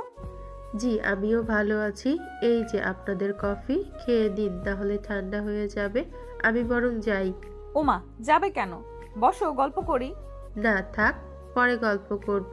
মাত্র কলেজ থেকে এলাম তো, এখন ফ্রেশ হইনি। আপনারা গল্প করুন, আমি ফ্রেশ হব। আবার মাকে রান্নার কাজে একটু হেল্পও করতে হবে। কথাটা বলে দিয়া চলে যায়। রুম থেকে বের হতেই ওর চোখ ছলছল করতে থাকে। নিজের চোখ দুটো মুছে ও দৌড়ে নিজের রুমে চলে যায়। নদী একভাবে ওর যাওয়ার দিকে তাকিয়ে থাকে। দিয়াকে এমন হুট করে চলে যেতে দেখে আয়ান বলে, কি হলো ব্যাপারটা? ও এমন হুট করে চলে গেল কেন? মেয়েটা অনেক কষ্ট পেয়েছে। হতে পারে, অনেক আহ্লাদিত। আমি ওকে না বলে একা একা বিয়ে করে নিয়েছি, তাই হয়তো খারাপ লেগেছে। আগে সব সময় আমার পিছে পিছে ঘুরে বেড়াতো, আমার কখন কি লাগবে না লাগবে সব কিছুর খেয়াল রাখতো। ওকে না জানিয়ে একা একা এমন হুট করে বিয়ে করে নেব কখনো হয়তো ভাবতে পারিনি, তাই একটু কষ্ট পেয়েছে। ও কোনো ব্যাপার না, ওর মন খারাপ আবার ঠিক হয়ে যাবে। তুই একটা দিন যেতে দাও, দেখো সব ঠিক হয়ে যাবে। দিয়ার কষ্ট পাওয়ার কারণ আয়ান বুঝতে না পারলেও নদী ঠিকই বুঝতে পারে। দিয়া যে আয়ানকে পছন্দ করত এটা নদী তখনই বুঝে যায় যখন দেখে ওর আর আয়নের বিয়ের কথা শুনে দিয়ার হাসি মুখ মলিন হয়ে গিয়েছিল। নদী আয়নের দিকে তাকিয়ে মনে মনে বলে, তুমি অনেক সরল আয়ান, তাই তো বুঝতে পারলে না। দিয়া তোমার ওকে না জানিয়ে বিয়ে করায় নয়, বরং ওকে বাদ দিয়ে অন্য কাউকে বিয়ে করায় কষ্ট পেয়েছে। ও আসলে তোমাকে মনে মনে ভালোবাসে, যেটা তুমি কখনো টের পাওনি। কি অদ্ভুত তাই না, যে তোমাকে ভালোবাসে সেটা তুমি টের পাওনি, অথচ তোমার চাচা চাচি যে তোমার সাথে নাটক করছে সেটাকে তুমি ভালোবাসা ভেবে বসে আছো। ভোলা ভালা ছেলের সিনিয়র ঘুন্ডি বউ। কি হলো, তুমি এমন চুপ হয়ে গেলে কেন? না এমনি। এত পথ জার্নি করে আসায় আয়নের নদী দুজনেই ক্লান্ত লাগে অনেক। রান্না হওয়ার দেরি আছে, তাই ওরা দুজন ঠিক করে একটু ঘুমিয়ে নেবে। যেমন ভাবা তেমন কাজ। দরজা আটকে দিয়ে এসে ওরা দুজনই শুয়ে পড়ে। নদী আয়নের বুকে মাথা দিয়ে শোয়, আয়নও দুই হাত দিয়ে নদীকে শক্ত করে জড়িয়ে ধরে। শরীর ক্লান্ত থাকায় কয়েক মিনিটের মধ্যে ওরা দুজন ঘুমিয়ে পড়ে। দুপুরে দরজায় টোকা দেওয়ার আওয়াজে ওদের ঘুম ভাঙে। নদী গিয়ে দরজা খুলে দেখে একটা ছেলে দাঁড়িয়ে আছে। ছেলেটা নদীকে দেখে ওর পা থেকে মাথা অবধি চোখ বোলায়, তারপর চোখ সরিয়ে আয়নের দিকে তাকিয়ে বলে, কিরে কেমন আছিস? তোর তো শালা লুকই চেঞ্জ হয়ে গেছে একদম। হাই ফাই ড্রেস আপ, বড় গাড়ি, সুন্দরী মেয়ে নিয়ে ঘুরছিস। লটারি পেয়েছিস নাকি কোনো? না ভাইয়া, তেমন কিছুই না। আমি আলহামদুলিল্লাহ ভালো আছি। তুমি কেমন আছো? ভালো। তুই তো ভালো থাকবি, হুট করে কি এমন খাজানা যে পেলি, তোর তো ভুলই বদলে গেছে। শালার আগের ভ্যাবলা আয়ান আর এই আয়ানের ভিতরে কত পার্থক্য। কি যে বলো না ভাইয়া তুমি। তাই সুন্দরী কে? গার্লফ্রেন্ড বুঝি? আরে না, ও আমার বউ নদী। আমরা গতকালই বিয়ে করেছি। ও আচ্ছা। কথাটা দীপু নদীর দিকে তাকিয়ে বলে। দীপুর চাহনি নদীর ভালো লাগে না একদম। তার উপর দীপুর কথার ধরনও নদীর পছন্দ হয় না। দীপু নদীর সামনে এসে হ্যান্ডশেক করার জন্য নিজের ডান হাত এগিয়ে দিয়ে বলে, হ্যালো মিস। ও সরি মিসেস, আমি আয়ানের চাচাতো ভাই দীপু। নদী দীপুর বাড়িয়ে রাখা হাতটার দিকে একবার তাকায়, কিন্তু দীপুর সাথে হ্যান্ডশেক না করে মুখে হালকা হাসি ফুটিয়ে বলে, জি আসসালামু আলাইকুম, আমি নদী, আয়নের বউ। ভাবি মনে হয় আমার উপরে রাগ করেছেন, বারবার সুন্দরী বলায়। নাকি গার্লফ্রেন্ড বলেছি তাই রাগ? না না, আমি রাগ করিনি। আসলে কি বলুন তো, ও তো এখন টাকা হয়েছে, আর টাকা থাকলে কত সুন্দরী মেয়েদের তো নাচানো যায়। যাদের টাকা থাকে তারা তো আজ একটা তো কাল একটা গার্লফ্রেন্ড পোষে, এসব তো নর্মাল ব্যাপার। আমার টাকা থাকলে আমিও করতাম। এমনটাই ভেবেছি আপনি ওর গার্লফ্রেন্ড। কিছু মনে করবেন না প্লিজ। ব্যাপারটা মোটেও নর্মাল না, ব্যাপারটা মেন্টালিটি আর ক্যারেক্টারের। সবার মেন্টালিটি তো সেম না, তাই না? যাদের ক্যারেক্টার ঠিক তারা টাকা হলেই নতুন নতুন গার্লফ্রেন্ড পোষে না। এই যেমন আয়ান, ওর মেন্টালিটি অমন টাইপ না, তাই তো নতুন কোনো গার্লফ্রেন্ড পোষে না। আমাকে বিয়ে করে হালাল সম্পর্কে জড়িয়েছে। যাই হোক, কথায় কথা বাড়ে। আয়ান, তোমার চাচির রান্না হয়তো শেষ, চলো খেতে চলো, আমার অনেক খিদা পেয়েছে। হ্যাঁ চলো, সেই কোন ভোরে খাওয়া হয়েছে, পেটের ভিতরে সব কিছুই হজম হয়ে গেছে। ভাইয়া, আমরা খেতে যাচ্ছি, তুমিও এসো। নদী আর আয়ান দীপুকে সেখানে রেখে চলে যায়। নদী যে ঠান্ডা মাথায় হাসি মুখে দীপুকে বাস দিয়ে গেছে সেটা দীপু খুব ভালো করে বুঝতে পারে। ওকে যে ইনডিরেক্টলি খারাপ মেন্টালিটির আর ক্যারেক্টারলেস বলে গেছে সেটাও ও খুব ভালো করে বুঝতে পারে। ও রাগে নদী আর আয়নের যাওয়ার দিকে তাকিয়ে থাকে আর বলে, ওড়ো ওড়ো, যত খুশি উড়ে নাও। আমাকে ক্যারেক্টারলেস বললে আমার সাথে পাঙ্গা? খুব পাকনা বেড়েছে তাই না? যখন পাকনাটা একদম গোড়া থেকে কেটে দেব তখন বুঝবে আমি কি আর কেমন। তোমার উপরে আমার নজর পড়ে গেছে, আর দীপুর নজর যার উপরে পড়ে তাই রেহাই পাওয়ার কোনো চান্স নেই। তোমাকে তো আমি আমার বিছানা অবধি টেনে আনবই সুন্দরী, তখন দেখবো তোমার এত দেমাগ কই থাকে। কথাটা বলে দীপু একটা শয়তানি হাসি দেয়। মনে মনে ছক কষতে থাকে কিভাবে নদীকে নিজের বেড পার্টনার বানাবে। নদী আর আয়ান খেতে বসার পরে নদী ইলিশ মাছ না নিয়ে শুধু চিংড়ি দিয়ে খাচ্ছে দেখে আয়ানের খটকা লাগে। পরে চাচি যখন বলে নদীর ইলিশে অ্যালার্জি আছে, তখন আয়ান বুঝতে পারে নদী কোনো কারণের জন্য ইলিশ খাচ্ছে না। আয়ান জানে নদীর ইলিশ মাছ কতটা পছন্দ, তাই নদীকে ইলিশ মাছ না খেতে দেখে আয়ানের খারাপ লাগতে থাকে। ও ইচ্ছা করে নিজের পোশাকের উপর তরকারি ঝোল ছেলে দেয়, তারপর বলে, ধুর, ঝোলটা পরার আর টাইম পেল না। একে তো সাদা শার্ট, এখনই এটা না ধুয়ে দিলে তো দাগ বসে যাবে। নদী, আমার আর তোমার খাবারের প্লেট দুটো নিয়ে ঘরে চলো। এটা ধুতেই অনেক সময় লাগবে, ততক্ষণ কি সবাই না খেয়ে বসে থাকবে নাকি? আমি আর তুমি বরং পরে খেয়ে নেব। চাচি, ইলিশ মাছটা অনেক মজা হয়েছে। আমার প্লেটে আরও 2 পিস মাছ দাও, আর মাংস আলাদা একটা বাটিতে তুলে দাও। নদী ঘরে নিয়ে যাবে। ঠিক আছে, তুই যা, আমি বাটিতে মাংস তুলে দিচ্ছি। বেশি করে খাবি, তোদের জন্যই তো এত আয়োজন। আয়ান হাত ধুয়ে চলে যায়। নদীও হাত ধুয়ে ওদের দুজনের প্লেট আর মাংসের বাটি নিয়ে রুমে চলে যায়। রুমে এসে দেখে আয়ান শার্ট বদলে আরেকটা শার্ট পরেছে। নদী বিছানার উপর সবকিছু রাখে। আয়ান এসে খাওয়া শুরু করে, নদীও খাওয়া শুরু করে। তখনই আয়ান এক লোকমা ভাত নদীর মুখের সামনে ধরে। খাচ্ছি তো আমি। তা তো দেখতেই পাচ্ছি, নিজের পছন্দের ইলিশ মাছ বাদ দিয়ে শুধু চিংড়ি দিয়ে খাচ্ছ। তোমাকে ইলিশ মাছ খাওয়াবো বলেই তো এত নাটক করে সব খাবার রুমে আনালাম। তার মানে তুমি ইচ্ছে করে নিজের পোশাকে তরকারি ঝল ফেলেছো? হুম। এইসব ছেলে মানুষের কিন্তু কোনো মানে হয় না। মোটেও ছেলে মানুষই না।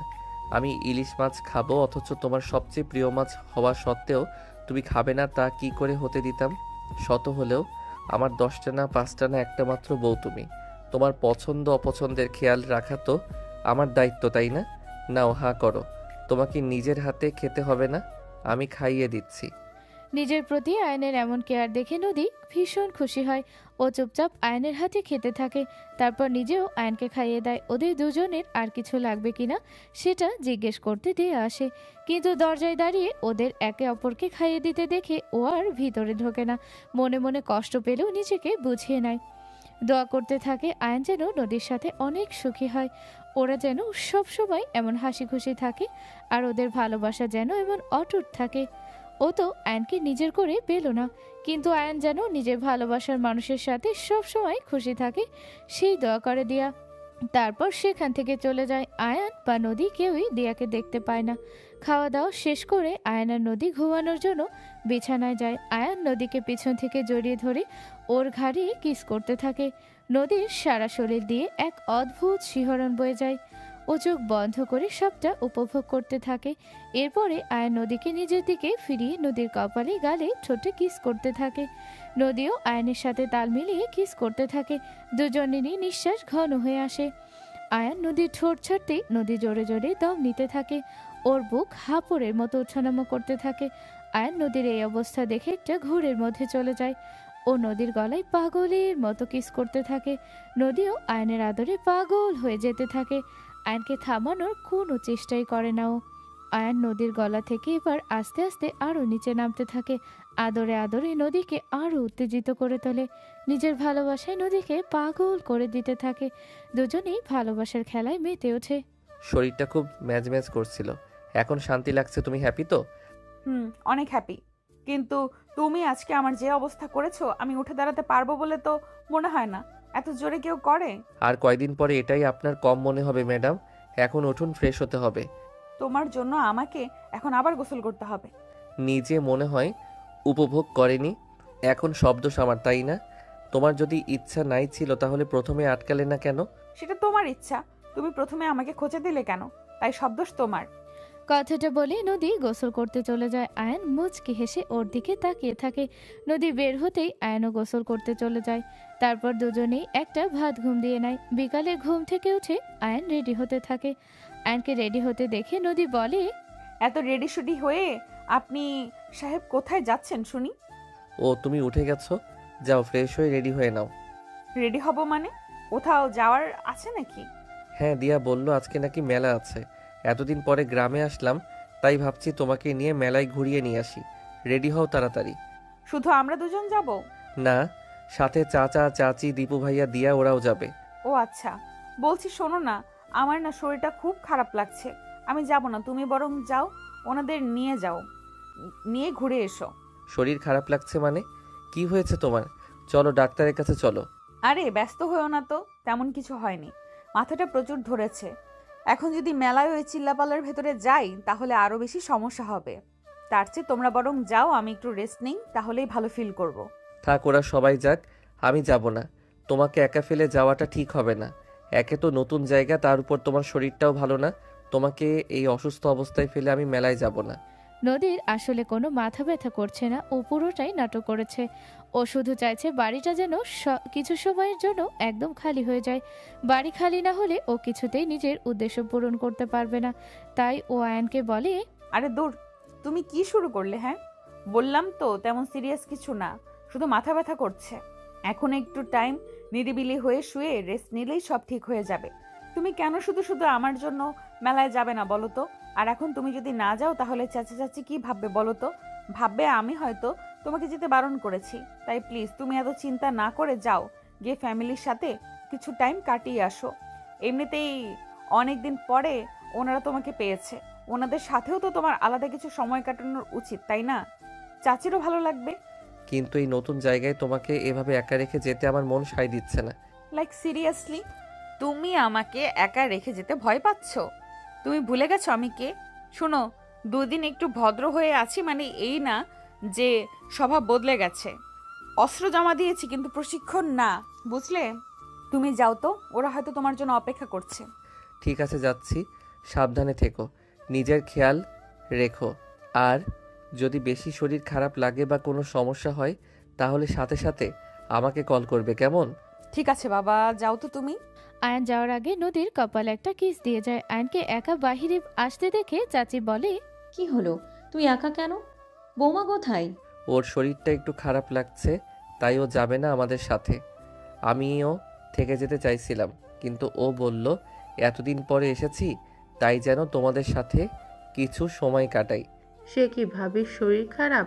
আবার নতুন জায়গায় এভাবে ভাবিকে একা রেখে আমাদের সবার চলে যাওয়া কি ঠিক হবে? আমি বরং থেকে যাই ভাবির কাছে, তোমরা যাও ঘুরে এসো। নদী মেলায় যাবে না, বাসায় একা থাকবে শুনে দীপু মনে মনে খুশি হয়। ও তো চাচ্ছিলই নদীকে একা পেতে, আর আজকে সেই সুযোগ এসেছে, তাই ও বলে, তুই কেন থাকতে যাবি? বছরে একবারেই মেলাটা হয়। আর ভাবি যদি বেশি শরীর খারাপ লাগতো তাহলে আয়ান কি ভাবিকে একা ফেলে যেত? ও হচ্ছে শহরের মেয়ে, একা থাকা ওর জন্য কোনো ব্যাপারই না। কি ঠিক বললাম তো আয়ান? হ্যাঁ দিয়া, ওর আসলে মাথা ব্যথা করছে, তাই মেলায় চিল্লাপাল্লার ভিতরে যেতে চাইছে না। তুই এত চিন্তা করিস না। আর তাছাড়া যদি কোনো সমস্যা হয় তাহলে ওর কাছে ফোন তো আছেই, ও আমাকে কল করবে। হ্যাঁ হ্যাঁ, চল চল, এমনিতেই অনেক দেরি হয়ে গেছে। ওরা সবাই মেলার উদ্দেশ্যে বেরিয়ে পড়ে। এদিকে দীপু মনে হয় মনে মনে শয়তানি ছক কষতে থাকে। সবাই চলে যাওয়ার পরে নদী নিজের রুম থেকে বেরিয়ে আসে। তারপর মেইন গেটের কাছে গিয়ে একবার দেখে আসে ওরা কেউ আশেপাশে আছে কিনা। ওরা সবাই চলে গেছে দেখে ও মেইন গেট দিয়ে ভেতরে থেকে আটকে দেয়। তারপর নিজের মনে বলে, যাক বাবা, ফাইনালি বাড়িটা খালি হয়েছে। আমার ভাগ্যটা ভালো, খুবই ভালো। তাই বিনা কষ্টেই কেমন বাড়িটা খালি হয়ে গেল। আমাকে কোনো কষ্টই করতে হলো না এদের সবাইকে একসাথে বাইরে পাঠাতে। এবার আমি শান্তিতে আমার কাজ করতে পারবো। আমি যেটা খুঁজেছি সেটা পেয়ে যাব আশা করি। যাই, গিয়ে খোঁজা শুরু করি। নদী চাচা চাচির ঘরে যায়। সেখানে গিয়ে আগে চাচির বালিশের তলায় হাত দেয়। চাচির বালিশের তলায় নদী ওনাদের আলমারি ড্রেসিং টেবিলের সবকিছু তালার চাবির একটা গোছা পায়। ও আজকে সকালে চাচিকে একবার দেখেছিল চাবির গোছাটা এখানে রাখতে, তাই চাবির গোছা পেতে ওর কোনো কষ্ট হয় না। ও চাবির গোছা নিয়ে আলমারির তালা খোলে, সেখানে উল্টে পাল্টে কি যেন খোঁজে। নিজের কাঙ্ক্ষিত জিনিস না পেয়ে ও আলমারি আবারও আগের মতো গুছিয়ে রেখে আটকে দেয়। তারপর ড্রেসিং টেবিলের ড্রয়ার খুঁজতে থাকে। খুঁজতে খুঁজতে একদম শেষ ড্রয়ারে গিয়ে ও একটা কাগজ পায়। এটা ঠিক কাগজ না, একটা দলিল। এই দলিলটাই নদী খুঁজছিল। দলিলটা পেয়ে ওর মুখে হাসি ফুটে ওঠে। ফাইনালি আমি আমার কাজে সাকসেস হলাম। এই দলিলটাই তো খুঁজছিলাম আমি। এত সহজে সবকিছু হবে ভাবতেও পারিনি। এইবার হবে আসল খেলা। এই দলিলের জন্যই তো আমি এত দূর এসেছি। আমি আমার উদ্দেশ্যে সফল। এই পুরো পরিবার আসুক মেলা থেকে। এদের জন্য একটা সারপ্রাইজ অপেক্ষা করছে। এমন সারপ্রাইজ যা এরা কোনোদিন কল্পনাও করতে পারেনি। এমন সারপ্রাইজ যা পাওয়ার পরে সবাই একদম শকড হয়ে যাবে। এখন এখান থেকে যেতে হবে। ওরা আবার কখন চলে আসে তারও ঠিক নেই। যেই ভাবা সেই কাজ। নদী ড্রেসিং টেবিলের ভিতরে সবকিছু আগের মতো করে গুছিয়ে রাখে। তারপর চাবির গোছাটা চাচির বালিশের তলায় রেখে চাচা চাচির ঘর থেকে বেরিয়ে আসে। নিজের রুমে গিয়ে আগে নিজের লাগেজের চেন খুলে তার ভিতরে দলিলটা রাখে। তারপর গিয়ে মেন দরজা খুলে দেয়। আশেপাশে তাকিয়ে দেখে আয়নরা কেউই এখনো আসেনি। নদী নিশ্চিত মনে রান্নাঘরে গিয়ে দুধ বেশি করে দিয়ে 1 কাপ কফি বানায়। কফিটা নিয়ে নিজের রুমে এসে বিছানার উপর আয়েশ করে বসে। তারপর প্রফুল্ল মনে কফি খেতে থাকে। কফি খেয়ে উঠে আবারও রান্নাঘরে যায়। সেখানে গিয়ে নিজের জন্য একটু নুডলস রান্না করে রুমে নিয়ে এসে খেতে থাকে। আহা, এখন শুধু শান্তি করার পালা। এইবারের লোকেরা যে কেন এখনো আসছে না, আমার তো আর তর্স হইছে না।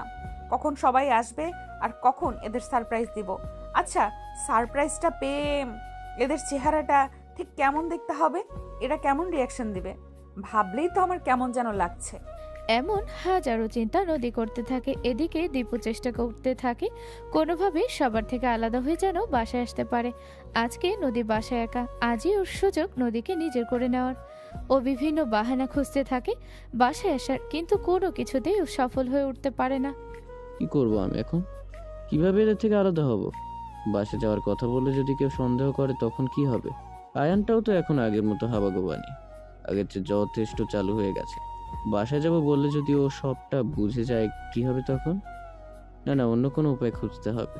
প্রথমে এদের থেকে আলাদা হতে হবে। যেভাবেই হোক এদের থেকে আলাদা হয়ে বাসায় যেতে হবে।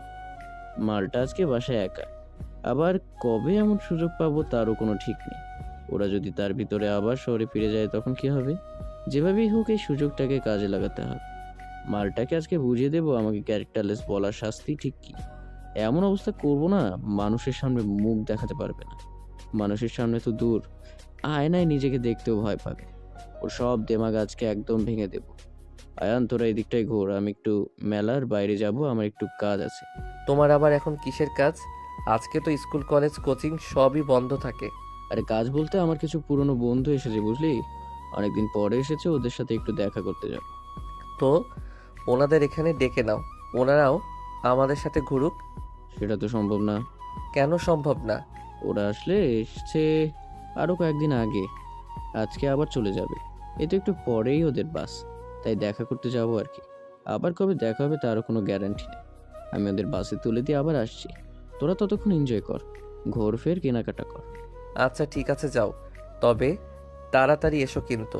আয়নকে মিথ্যা বলে দীপু মেলা থেকে বেরিয়ে আসে। ও সোজা বাসায় চলে আসে। কোনো রকম নক করা ছাড়া নদীর রুমে ঢুকে পড়ে। দীপুকে এমন হুট করে ঢুকতে দেখে নদী একটু অবাক হয়। তার থেকেও বেশি ওর রাগ লাগে। ও রাগী কণ্ঠে বলে, এটা কি ধরনের অসভ্যতা? হ্যাঁ, মিনিমাম কমন সেন্স কি আপনার ভেতরে নেই? জানেন না কারো রুমে ঢোকার আগে তার থেকে পারমিশন নিয়ে ঢুকতে হয়? আর একটা ছেলে হয়ে একটা মেয়ের রুমে ঢোকার আগে তো আরো বেশি করে পারমিশনের দরকার। কোনো রকম নক করা ছাড়া এইভাবে ঢুকে পড়লেন কেন? তুমি এমন উত্তেজিত হয়ে গেলা কেন বলো তো? আমি তো এখনো তোমাকে ছুলামই না, তার আগে এত উত্তেজিত হলে হবে? কিছুটা উত্তেজনা জমিয়ে রাখো, সেটা না হয় বেডে দেখাবে। What rubbish! এসব কি বলছেন আপনি? হ্যাঁ, যা বলছেন ভেবে বলছেন তো, নাকি মাথা গেছে? আমি যা বলছি ভেবেচিন্তে ঠান্ডা মাথায় বলছি। তোমাকে আজকে আমার চাই, আমার বেড পার্টনার হিসেবে চাই, অ্যাট এনি কস্ট। দেখুন, আপনি কিন্তু অসভ্যতার সমস্ত লিমিট ক্রস করে যাচ্ছেন। আপনি বের হন, এক্ষুনি আমার ঘর থেকে বেরিয়ে যান। বেরিয়ে যাবো বলছো? ঠিক আছে, যাচ্ছি। কথাটা বলে দীপু দরজার দিকে যেতে থাকে। নদী ভাবে দীপু হয়তো চলে যাচ্ছে, কিন্তু ওকে ভুল প্রমাণ করে দীপু দরজা দিয়ে বের না হয়ে উল্টো দরজা ভিতর থেকে লাগিয়ে দেয়। দীপুকে দরজা আটকে দিতে দেখে নদী আরও রেগে যায়। দীপু দরজা আটকে দিয়ে মুখে শয়তানি হাসি ফুটিয়ে নদীর দিকে এগোতে থাকে, কিন্তু হঠাৎ করে নদীকে বিছানার পাশ থেকে একটা জিনিস বের করতে দেখে দীপু ঘাবড়ে যায়। এবারে নদী নিজে সেই জিনিসটা হাতে নিয়ে শয়তানি হাসি দিতে দিতে দীপুর দিকে এগোতে থাকে। দীপু কিছুটা ভয় পেয়ে যায়। বেশি ভয় পায় নদীর হাসি দেখে। ও কাঁপা কাঁপা হাতে দরজা খুলে উঠোনে চলে আসে। এদিকে দীপুর আসতে দেরি হয়, আয়নরা সবাই বাসায় আসার জন্য রওনা দেয়। কিছু মিনিটের ভেতরেই ওরা সবাই বাসায় চলে আসে। বাসায় ঢুকে উঠোনের দিকে চোখ পড়তে ওরা সবাই অবাক হয়ে যায়। উঠোনে একটা চেয়ারে একটা এসএসের পাইপ হাতে নিয়ে নদী বসে আছে। তার সামনেই ওর পা ধরে দীপু বসে আছে। দীপুর শার্টের ওপর থেকে ছোপ ছোপ রক্তের দাগ স্পষ্ট বোঝা যাচ্ছে। চাচি এক দৌড়ে দীপুর কাছে যায়। দীপু বাবা, তোর এমন অবস্থা কি করে হলো? কে করেছে এমন? আমি করেছি। তুমি করেছো মানে? কেন মেরেছো আমার ছেলেকে এমন ভাবে? আপনার অমানুষ ছেলেকে মানুষ বানানোর জন্য। আর তাছাড়া যার বাবা মাই ঠিক জোচ্চোর, সেই ছেলে আর কেমনই বা হবে। এসব কি বিয়াদবি হচ্ছে? হ্যাঁ, কাকে কি বলছো খেয়াল আছে? জি খেয়াল আছে। 1 মিনিট, আমি এক্ষুনি আসছি। নদী উঠে নিজের রুমে চলে যায়। তারপর একটা দলিল হাতে ফেরত আসে। দলিলটা দেখে চাচা ভয় পেয়ে যায়। দলিলটা এ বাড়ির দলিল। দলিলে স্পষ্ট করে রেখা ঋণের তলে পড়ে নগদ টাকার বিনিময়ে আয়নের চাচা তার ভাগের সব সম্পত্তি আয়নের বাবার কাছে বিক্রি করে দিয়েছেন। অথচ এতদিন আয়নকে ওনারা এর উল্টোটা বলে এসেছেন, আর আয়নও ওনাদের বিশ্বাস করে গেছে। আজকে সবটা শুনে আয়ন ঘৃণার চোখে ওর চাচা চাচির দিকে তাকায়। নদী আয়নকে একটু আগে দীপু কি করতে চেয়েছিল সেটাও বলে। সব শুনে আয়ন দীপুকে মারতে যাবে, তখন নদী আটকায় আর বলে, আর দরকার নেই। ওকে মেরে ওর শরীরের অর্ধেক হাড্ডি আমি ভেঙে দিয়েছি। আমি পুলিশ কল দিয়েছি। ওনারা এসে তোমার চাচা চাচি আর দীপুকে অ্যারেস্ট করে নিয়ে যাবে। পুলিশের কথা শুনে চাচা চাচি আর দীপু আয়নের কাছে ক্ষমা চাইতে থাকে, কিন্তু আয়ন ওনাদের দিক থেকে মুখ ঘুরিয়ে নেয়। দিয়াও নিজের মা বাবা ভাইয়ের কাজে অনেক কষ্ট পায়। ও সবার সামনে ওদের 3 জনের সাথে সব সম্পর্ক ছিন্ন করে দেয়। একটু পরেই পুলিশ এসে চাচা চাচি আর দীপুকে অ্যারেস্ট করে নিয়ে যায়। দিয়া, তুই তোর সব কিছু গোছগাছ করে নে। কালকে সকালে তুই আমাদের সাথে শহরে যাবি। না ভাইয়া, আমি এখানে থেকেই পড়াশোনা করতে চাই। কিন্তু এখানে তোকে কার ভরসায় রেখে যাব? বড় ফুপিকে এখানে চলে আসতে বলবো। ওনার তো স্বামী সন্তান কেউ নেই। উনি আরো আগেই আসতে চেয়েছিলেন, কিন্তু মা বারণ করায় আসেননি। এখন তো আর কোনো সমস্যা নেই, এখন নিয়ে আসবো। আচ্ছা, যেমন তোর ইচ্ছে। পরের দিন সকালবেলা আয়নের নদী শহরে ফেরত আসে। আয়নের বাবার অনেক জমি জমা, সেখান থেকে কিছু জমি বিক্রি করে তা দিয়ে একটা ফ্ল্যাট কিনে আয়ন নদীকে নিয়ে থাকতে শুরু করে। ওদের অনেক ধানি জমি মানুষের কাছে চুক্তিতে দেওয়া, সেখান থেকে অনেক ধান আয়ন পায়। আবার অনেকগুলো ঘের আছে, সেখান থেকেও অনেক টাকা আয়নের লাভ হয়। সব মিলিয়ে ওর আর নদীর সংসার বেশ ভালোভাবেই কাটতে থাকে। সমাপ্ত।